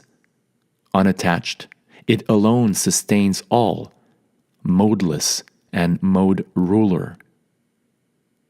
Outside and inside of beings, unmoving and yet moving, it is too subtle to grasp, far away and near. Undivided in beings, it stands as if divided. Sustainer of beings, it is to be known as swallower and producer. Of lights, it is that light beyond darkness. It is knowledge, knowable, and knowledge goal, present in everyone's heart. Thus, field, knowledge, and knowable are briefly described. Understanding this, my devotee reaches my state of being. Know that nature and soul are actually both beginningless. Know, too, that transformations and modes arise from nature. Nature is said to be the reason for cause, effect, and agency. Soul is said to be the reason for the experience of joy and sorrow. Indeed, present in nature, soul experiences nature-born modes. Clinging to modes causes soul's birth in good and bad wombs. Witness, permitter, sustainer, enjoyer, great Lord, he indeed is said to be the Supreme Self in this body, the highest person. One who thus knows soul and nature, with modes, does not take birth again, however living at present. Some see self in self by self through meditation, others through analysis yoga, and others by action yoga. Still others, not thus knowing, approach upon hearing from others. Dedicated to hearing, even they do truly cross over death. Know that any entity at all, fixed or moving, takes birth when field and field knower connect. One sees, who sees the Supreme Lord standing equally in all beings, unperishing as they perish. In fact, seeing the Lord abiding equally everywhere, one does not harm self by self. Then one travels on the highest path. Actions are being fully done by nature alone. One sees, who thus sees self as non-doer. When one perceives that all beings' distinct states stand in one and expand from that alone, one then advances to Brahman. Beginningless, modeless, this unchanging Supreme Soul does not decline. Though present in the body, he neither acts nor is tainted. Just as all-pervading space, due to its subtlety, is not sullied, so the self that pervades the body is not sullied. Just as one sun illumines all this world, so the one in the field illumines the whole field, Bharata. They reach the Supreme, who thus know with knowledge eye the difference between field and field knower and the liberation of beings from nature. Chapter 14. The Lord said, "Once more I shall declare the ultimate knowledge of all knowledge, knowing which all sages went from here to the supreme perfection. Relying on this knowledge, they came to share my nature. Even at creation, they do not take birth, and at dissolution, they are not perplexed.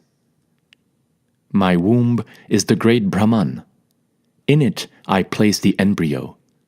Thus comes the coming to be of all beings, Bharata. Whatever forms come to be in all wombs, Kaunteya, great Brahman is their womb, I, their seed-giving father. Goodness, passion, darkness, modes born of nature, bind the unchanging embodied in the body, O great armed. Among them, goodness, being unsullied, gives light and is free of malady. It binds by attachment to joy and knowledge, O sinless one. Know that craving, arising from attachment and desire, is the very self of passion. It binds the embodied, Kaunteya, by attachment to action. Know that darkness, born of ignorance, bewilders all embodied beings. It binds by madness, sloth, and sleep. Know that goodness prevails in joy, Bharata, and passion in action, whereas darkness, covering knowledge, prevails in madness. Overcoming passion and darkness, goodness comes forth, Bharata. So too does passion overcome goodness and darkness overcome goodness and passion.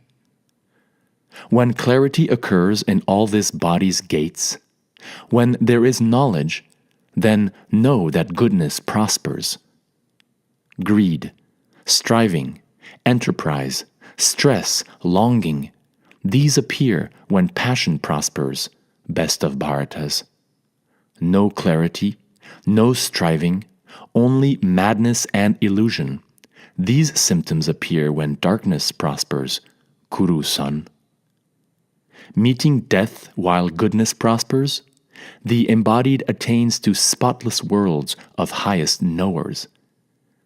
Meeting death while passion prospers, one is born among those who cling to action. And so, dying in darkness, one is born from wombs of fools.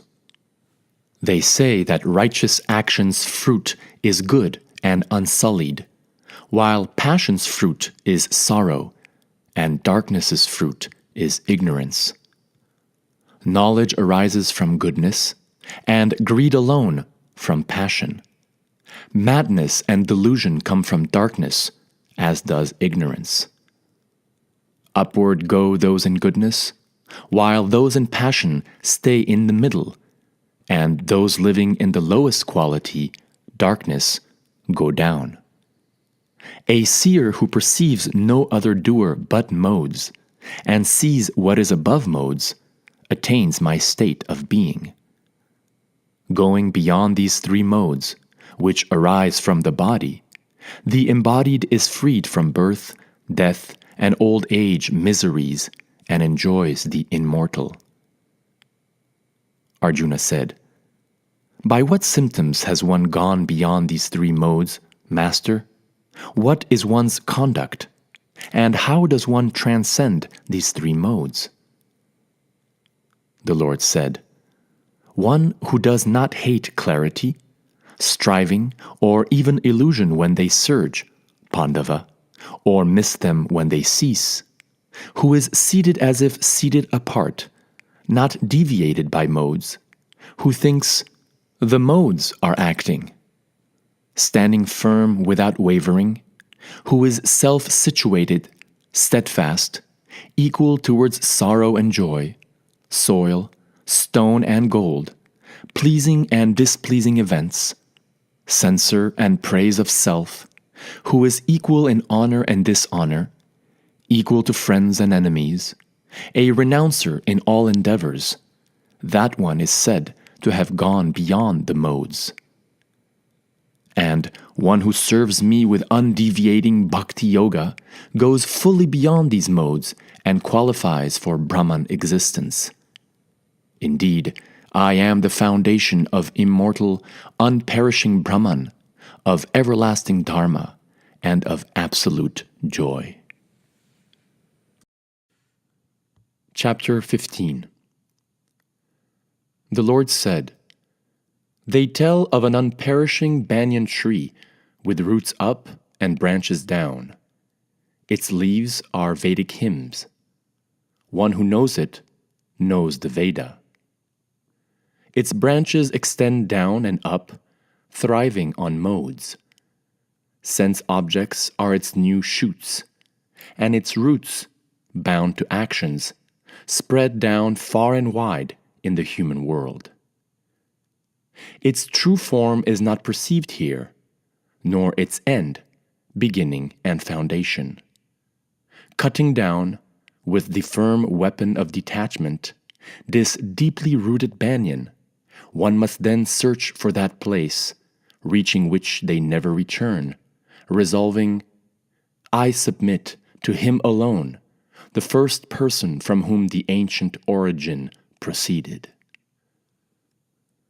Free of conceit and confusion, the attachment flaw defeated, ever fixed on higher self, withdrawn from desires, delivered from dualities named joy and sorrow, the unconfused go to that unperishing place. Sun does not light it, nor moon, nor fire. Going there, they never return. That is my supreme abode. In the living world, the eternal living being, part of me alone, presides over matter-based senses, whose sixth is mind. This master acquires and quits a body, and taking these senses, wanders like wind taking sense from a source. Standing over sight, hearing, touch, taste, smell, and mind, he visits sense objects. The confused do not perceive him passing away, or indeed staying in the body, or enjoying, joined to modes. Those with eyes of knowledge see. Striving yogis see him abiding in self. The undutiful and unmindful, though striving, do not see this. The splendor in the sun that lights up the whole world, and that in moon and fire, know it to be my own splendor. Entering earth, I preserve beings with vigor. Becoming the nectar-made moon, I nourish all plants. Becoming the digestive fire abiding in bodies of breathing beings, I mingle with in and out breath and digest fourfold food. I dwell deep in the heart of all. From me come memory, knowledge, and forgetting.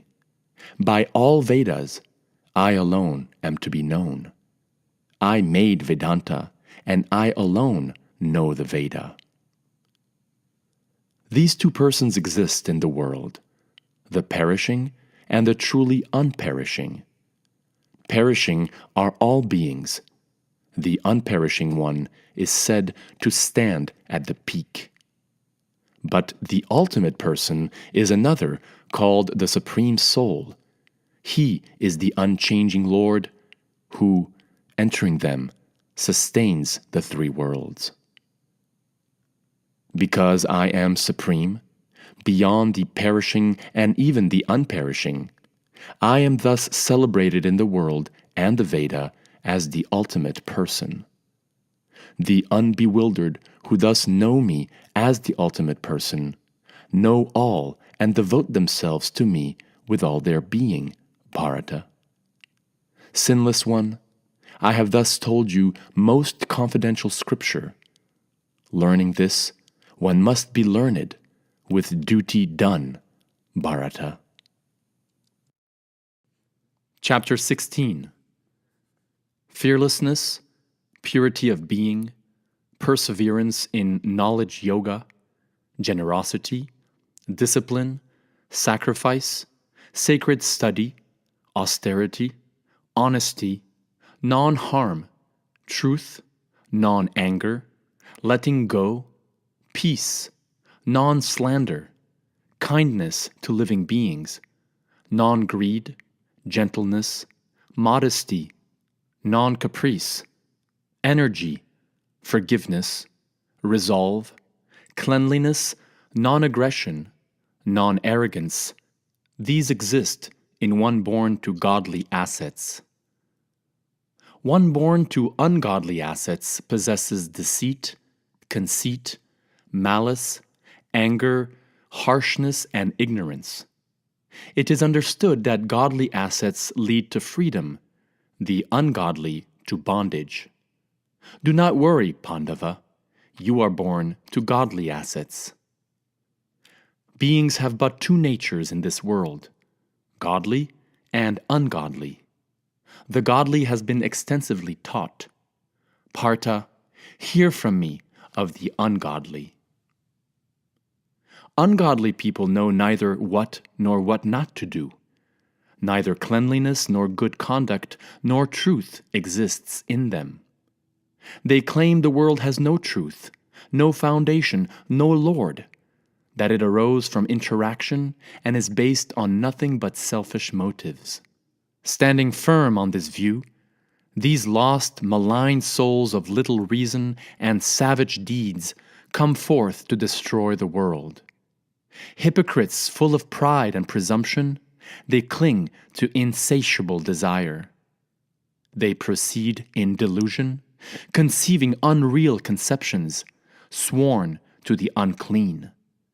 Resigned until death to immeasurable anxiety, they are convinced that desire gratification is supreme.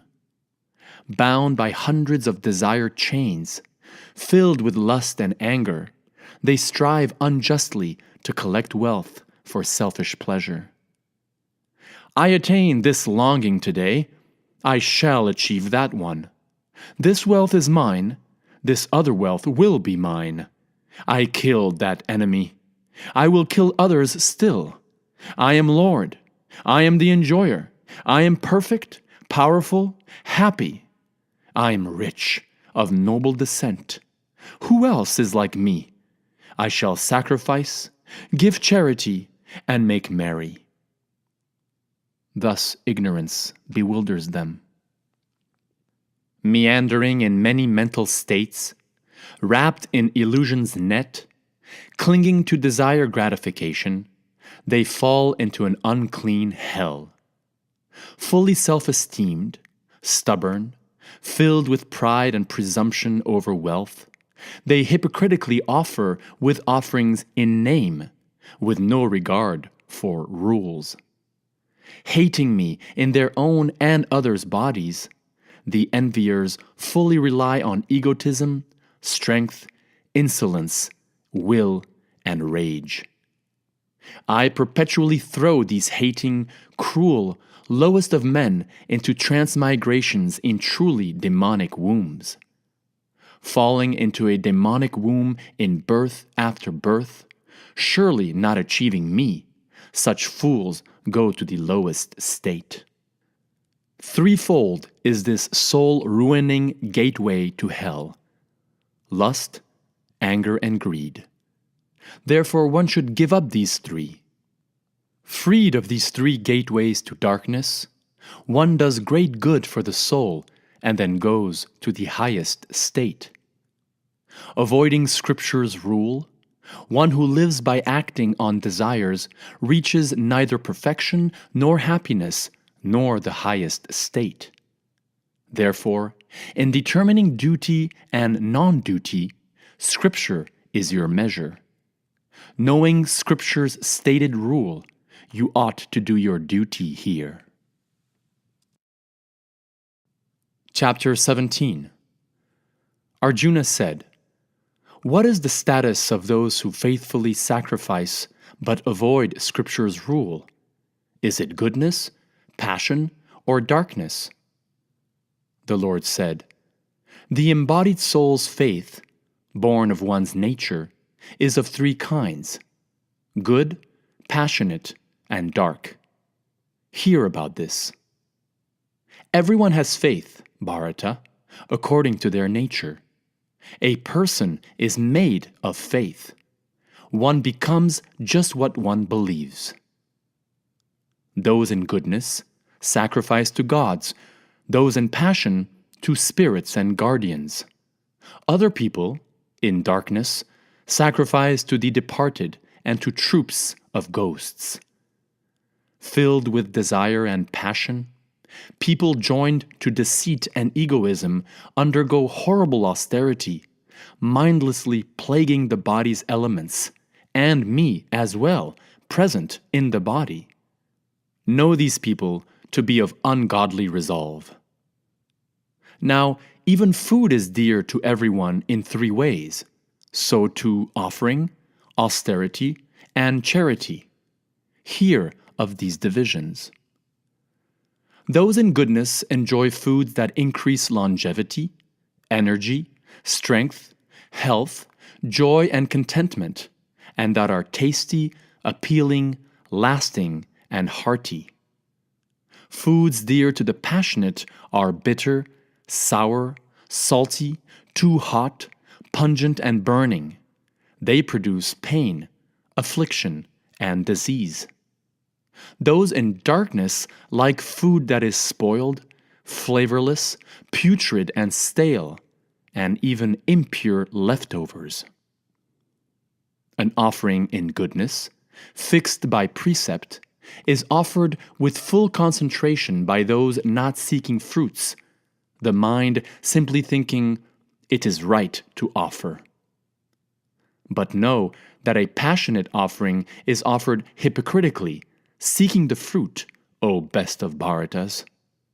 They deem as dark an offering bereft of precept, with no sharing of food, bereft of mantra, with no gifts to priests, and stripped of faith. Honor to gods, gurus, the twice-born and the wise, cleanliness, rectitude, chastity, and doing no harm, these are said to comprise bodily austerity. True, pleasing, beneficial speech that does not disturb, as well as a regular study of Scripture, these are said to comprise speech austerity.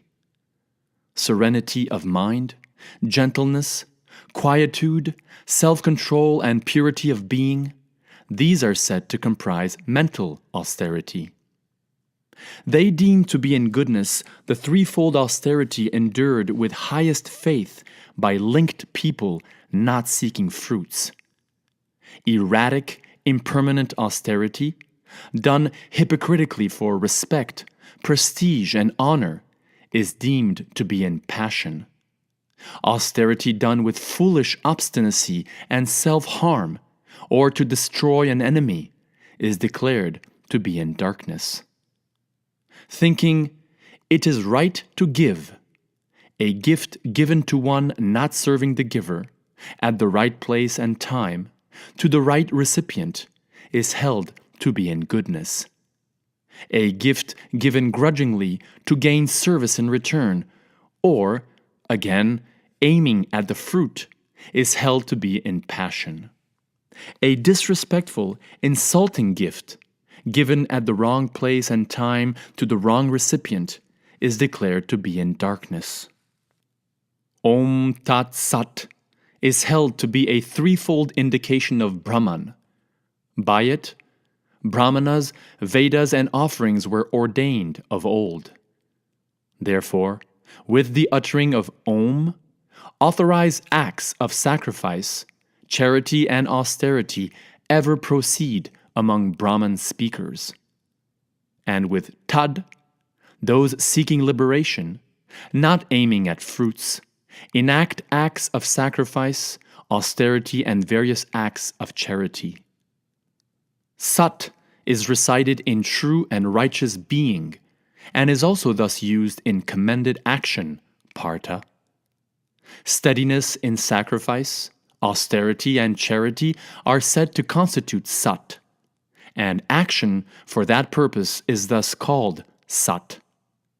Without faith, whatever is offered, given and done as austerity or good deed is called non-Sat, Partha, and is not Tad, neither here nor in the hereafter. Chapter 18. Arjuna said, O great armed slayer of Keshi, O Rishikesh, I wish to know, separately, the truth about renouncing and letting go. The Lord said, The wise know renouncing as putting aside selfish actions. The clear-sighted call letting go the letting go of all action fruits. Some sages claim that action is flawed and to be let go. Others claim that acts of sacrifice, charity, and austerity are not to be let go. Hear my conclusion about letting go, best of Bharatas. 3 ways of letting go are described, O man-tiger. One must not let go of sacrifice, charity, and austerity. These are to be done. Sacrifice, charity, and austerity purify even sages. Thus, one should indeed perform these actions, letting go of attachment and fruits. This is my certain and final view, Partha. Renouncing prescribed action is not right. Letting it go due to confusion is declared to be in darkness. One who would let go of duty, fearing bodily discomfort, thinking it miserable, has merely let go in passion and cannot gain the fruit of letting go. When one does prescribe duty, Arjuna, thinking only, it is to be done, and abandons attachment and fruit, that letting go is deemed in goodness. An intelligent renouncer, filled with goodness, with doubts dispelled, neither hates inconvenient duty nor clings to the convenient. One who bears a body cannot possibly let go of actions entirely. Yet one who lets go of action's fruit is said to be one who has let go. Action's threefold fruit, desired, undesired, and mixed, come to those who do not let go, but never to renouncers.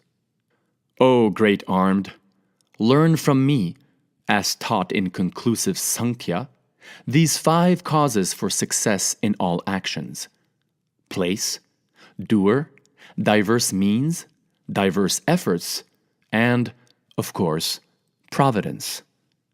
Whatever right or wrong action a person undertakes with body, mind, and speech, these 5 are the causes. This being so, a dull-witted person of unformed reason, who sees self alone as doer, does not see.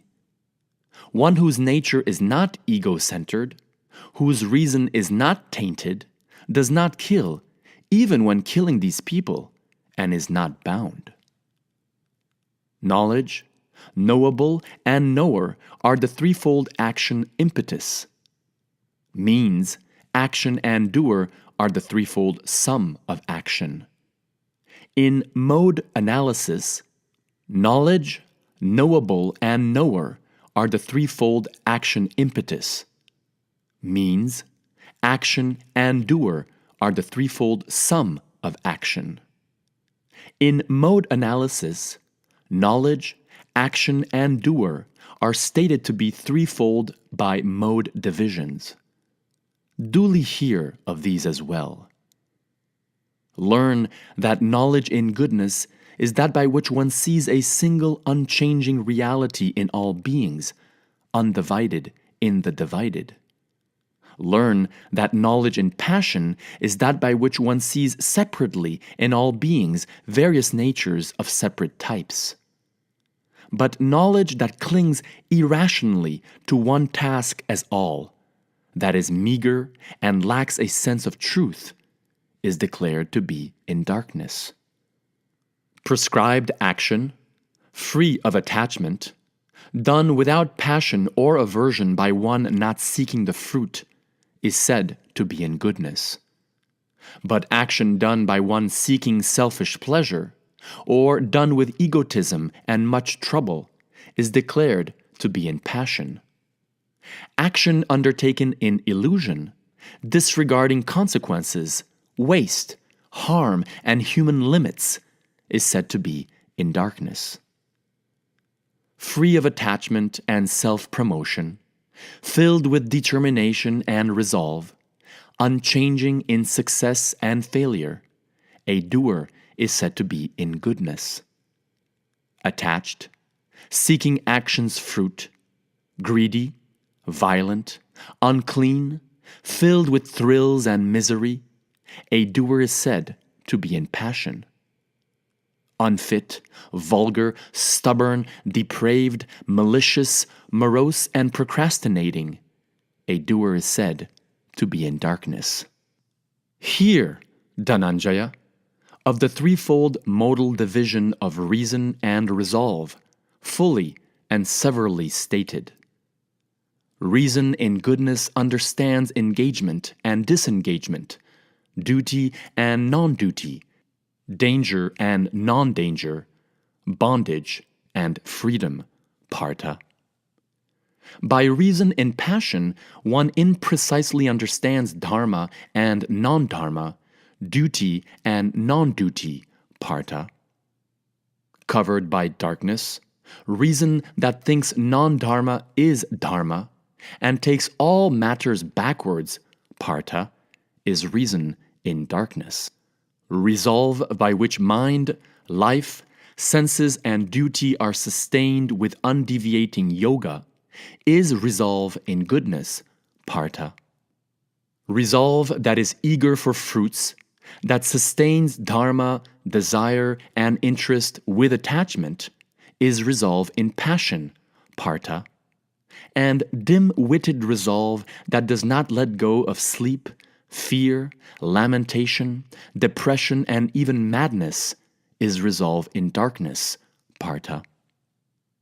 But now hear from me, best of Bharatas, of the threefold happiness one enjoys by practice, reaching sorrow's end. That which is like poison at first and resembles nectar at last is said to be happiness in goodness, born of clarity and self-understanding. Happiness from the contact of senses with their objects resembles nectar at first and poison at last, and is held to be in passion. Happiness that deludes the soul at the start and in the outcome, arising from sleep, sloth, and madness, is declared to be in ignorance. There is no being on earth, nor yet among gods in heaven, who is free of these three nature-born modes. for Brahmanas, Kshatriyas, Vaishyas, and Shudras, scorcher of foes, these nature-born modes divide their duties. Calmness, purity, discipline, austerity and forbearance, as well as rectitude, knowledge, wisdom, and faith in God are a Brahmana's work, born of one's nature. Heroism, power, resolve, and skill, as well as charity, a ruling nature, and not fleeing a fight are a Kshatriya's work, born of one's nature.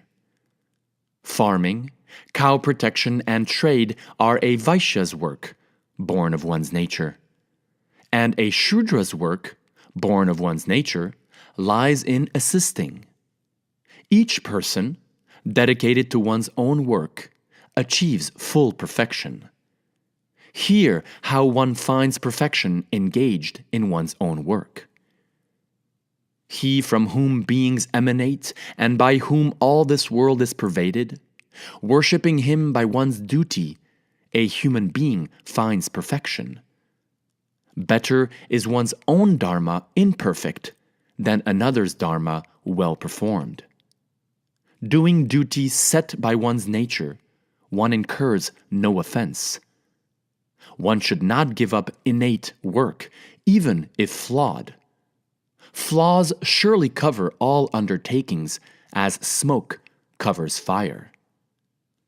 Self-controlled, with reason everywhere detached and longings dispersed, one achieves by renunciation the supreme perfection of freedom from karma. Learn from me, in simple synopsis, how just as one achieves perfection, so one attains Brahman, the highest status of knowledge. Linked by pure reason, resolutely restraining self, giving up sense objects like sound, casting off passion and aversion, seeking seclusion, eating little, with speech, body, and mind controlled, ever focused on meditation yoga, braced by dispassion, letting go of egotism, power, pride, lust, anger, and property, peaceful, with no mine, one qualifies for Brahman existence. Living in Brahman, a serene soul does not grieve or yearn, and, equal to all beings, attains highest devotion to me. By devotion, one recognizes me, my extent, and what I am in truth. Knowing me in truth, one thereupon returns to me. Though always performing all actions, at my shelter and by my grace, one achieves the eternal, unperishing position. By awareness, relinquishing all actions to me and dedicated to me, relying on the yoga of reason, be ever mindful of me. Mindful of me, by my grace, you will pass over all obstacles. But if from egotism you will not hear, you will be lost. Relying on egotism, if you think, I shall not fight, that decision is wrong. Nature will impel you. Kaunteya, you are bound by your work born of your nature. That which, from illusion, you do not wish to do, you will do even against your wish. The Lord of all beings resides in the region of the heart, Arjuna, making all beings wander as they ride in illusion on the bodily machine. Go to him alone for shelter with all your being, Bharata. By his grace you shall attain supreme peace, the everlasting abode. Thus I have taught you knowledge more secret than the secret. Reflecting on this fully, do as you wish. Once more, hear my supreme word, the most secret of all. You are very well loved by me, so I shall speak for your good. Be mindful of me and devoted to me. Offer to me bow to me. You will come to me alone. I promise you this truly, for I love you. Giving up all dharmas, come to me alone for shelter. I shall free you from all evils. Do not worry. This is never to be spoken to the undisciplined, the non-devout, to one not wishing to hear, nor to one who envies me. One who will explain this supreme secret among my devotees renders the highest devotion to me and will come to me alone without doubt. No other among human beings is most dear to me, nor will there be any other on earth more dear than that person. And I deem it that one who studies this dharmic dialogue of ours worships me by the offering of reason. And a faithful, non-envious person who can listen, that one too is freed and can attain the prospering worlds for those of pious deeds. Did you hear this, Partha, with one pointed mind? Has your confusion caused by ignorance vanished, Dhananjaya? Arjuna said, By your grace, Achyuta, illusion is gone, memory regained. I stand firm, free of doubt. I shall execute your word. Sanjaya said, Thus I heard this wonderful, hair-raising dialogue of Vasudeva and great soul Partha.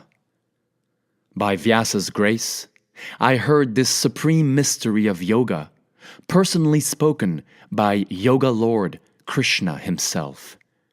O King, remembering this wondrous dialogue of Keshava and Arjuna, I incessantly rejoice. And remembering Hari's most amazing form, great is my wonder, O King, and I rejoice again and again. Where there is Yoga Lord Krishna, where there is bow-wielding Partha, there is fortune, victory, power, and fixed right conduct. Thus I conclude.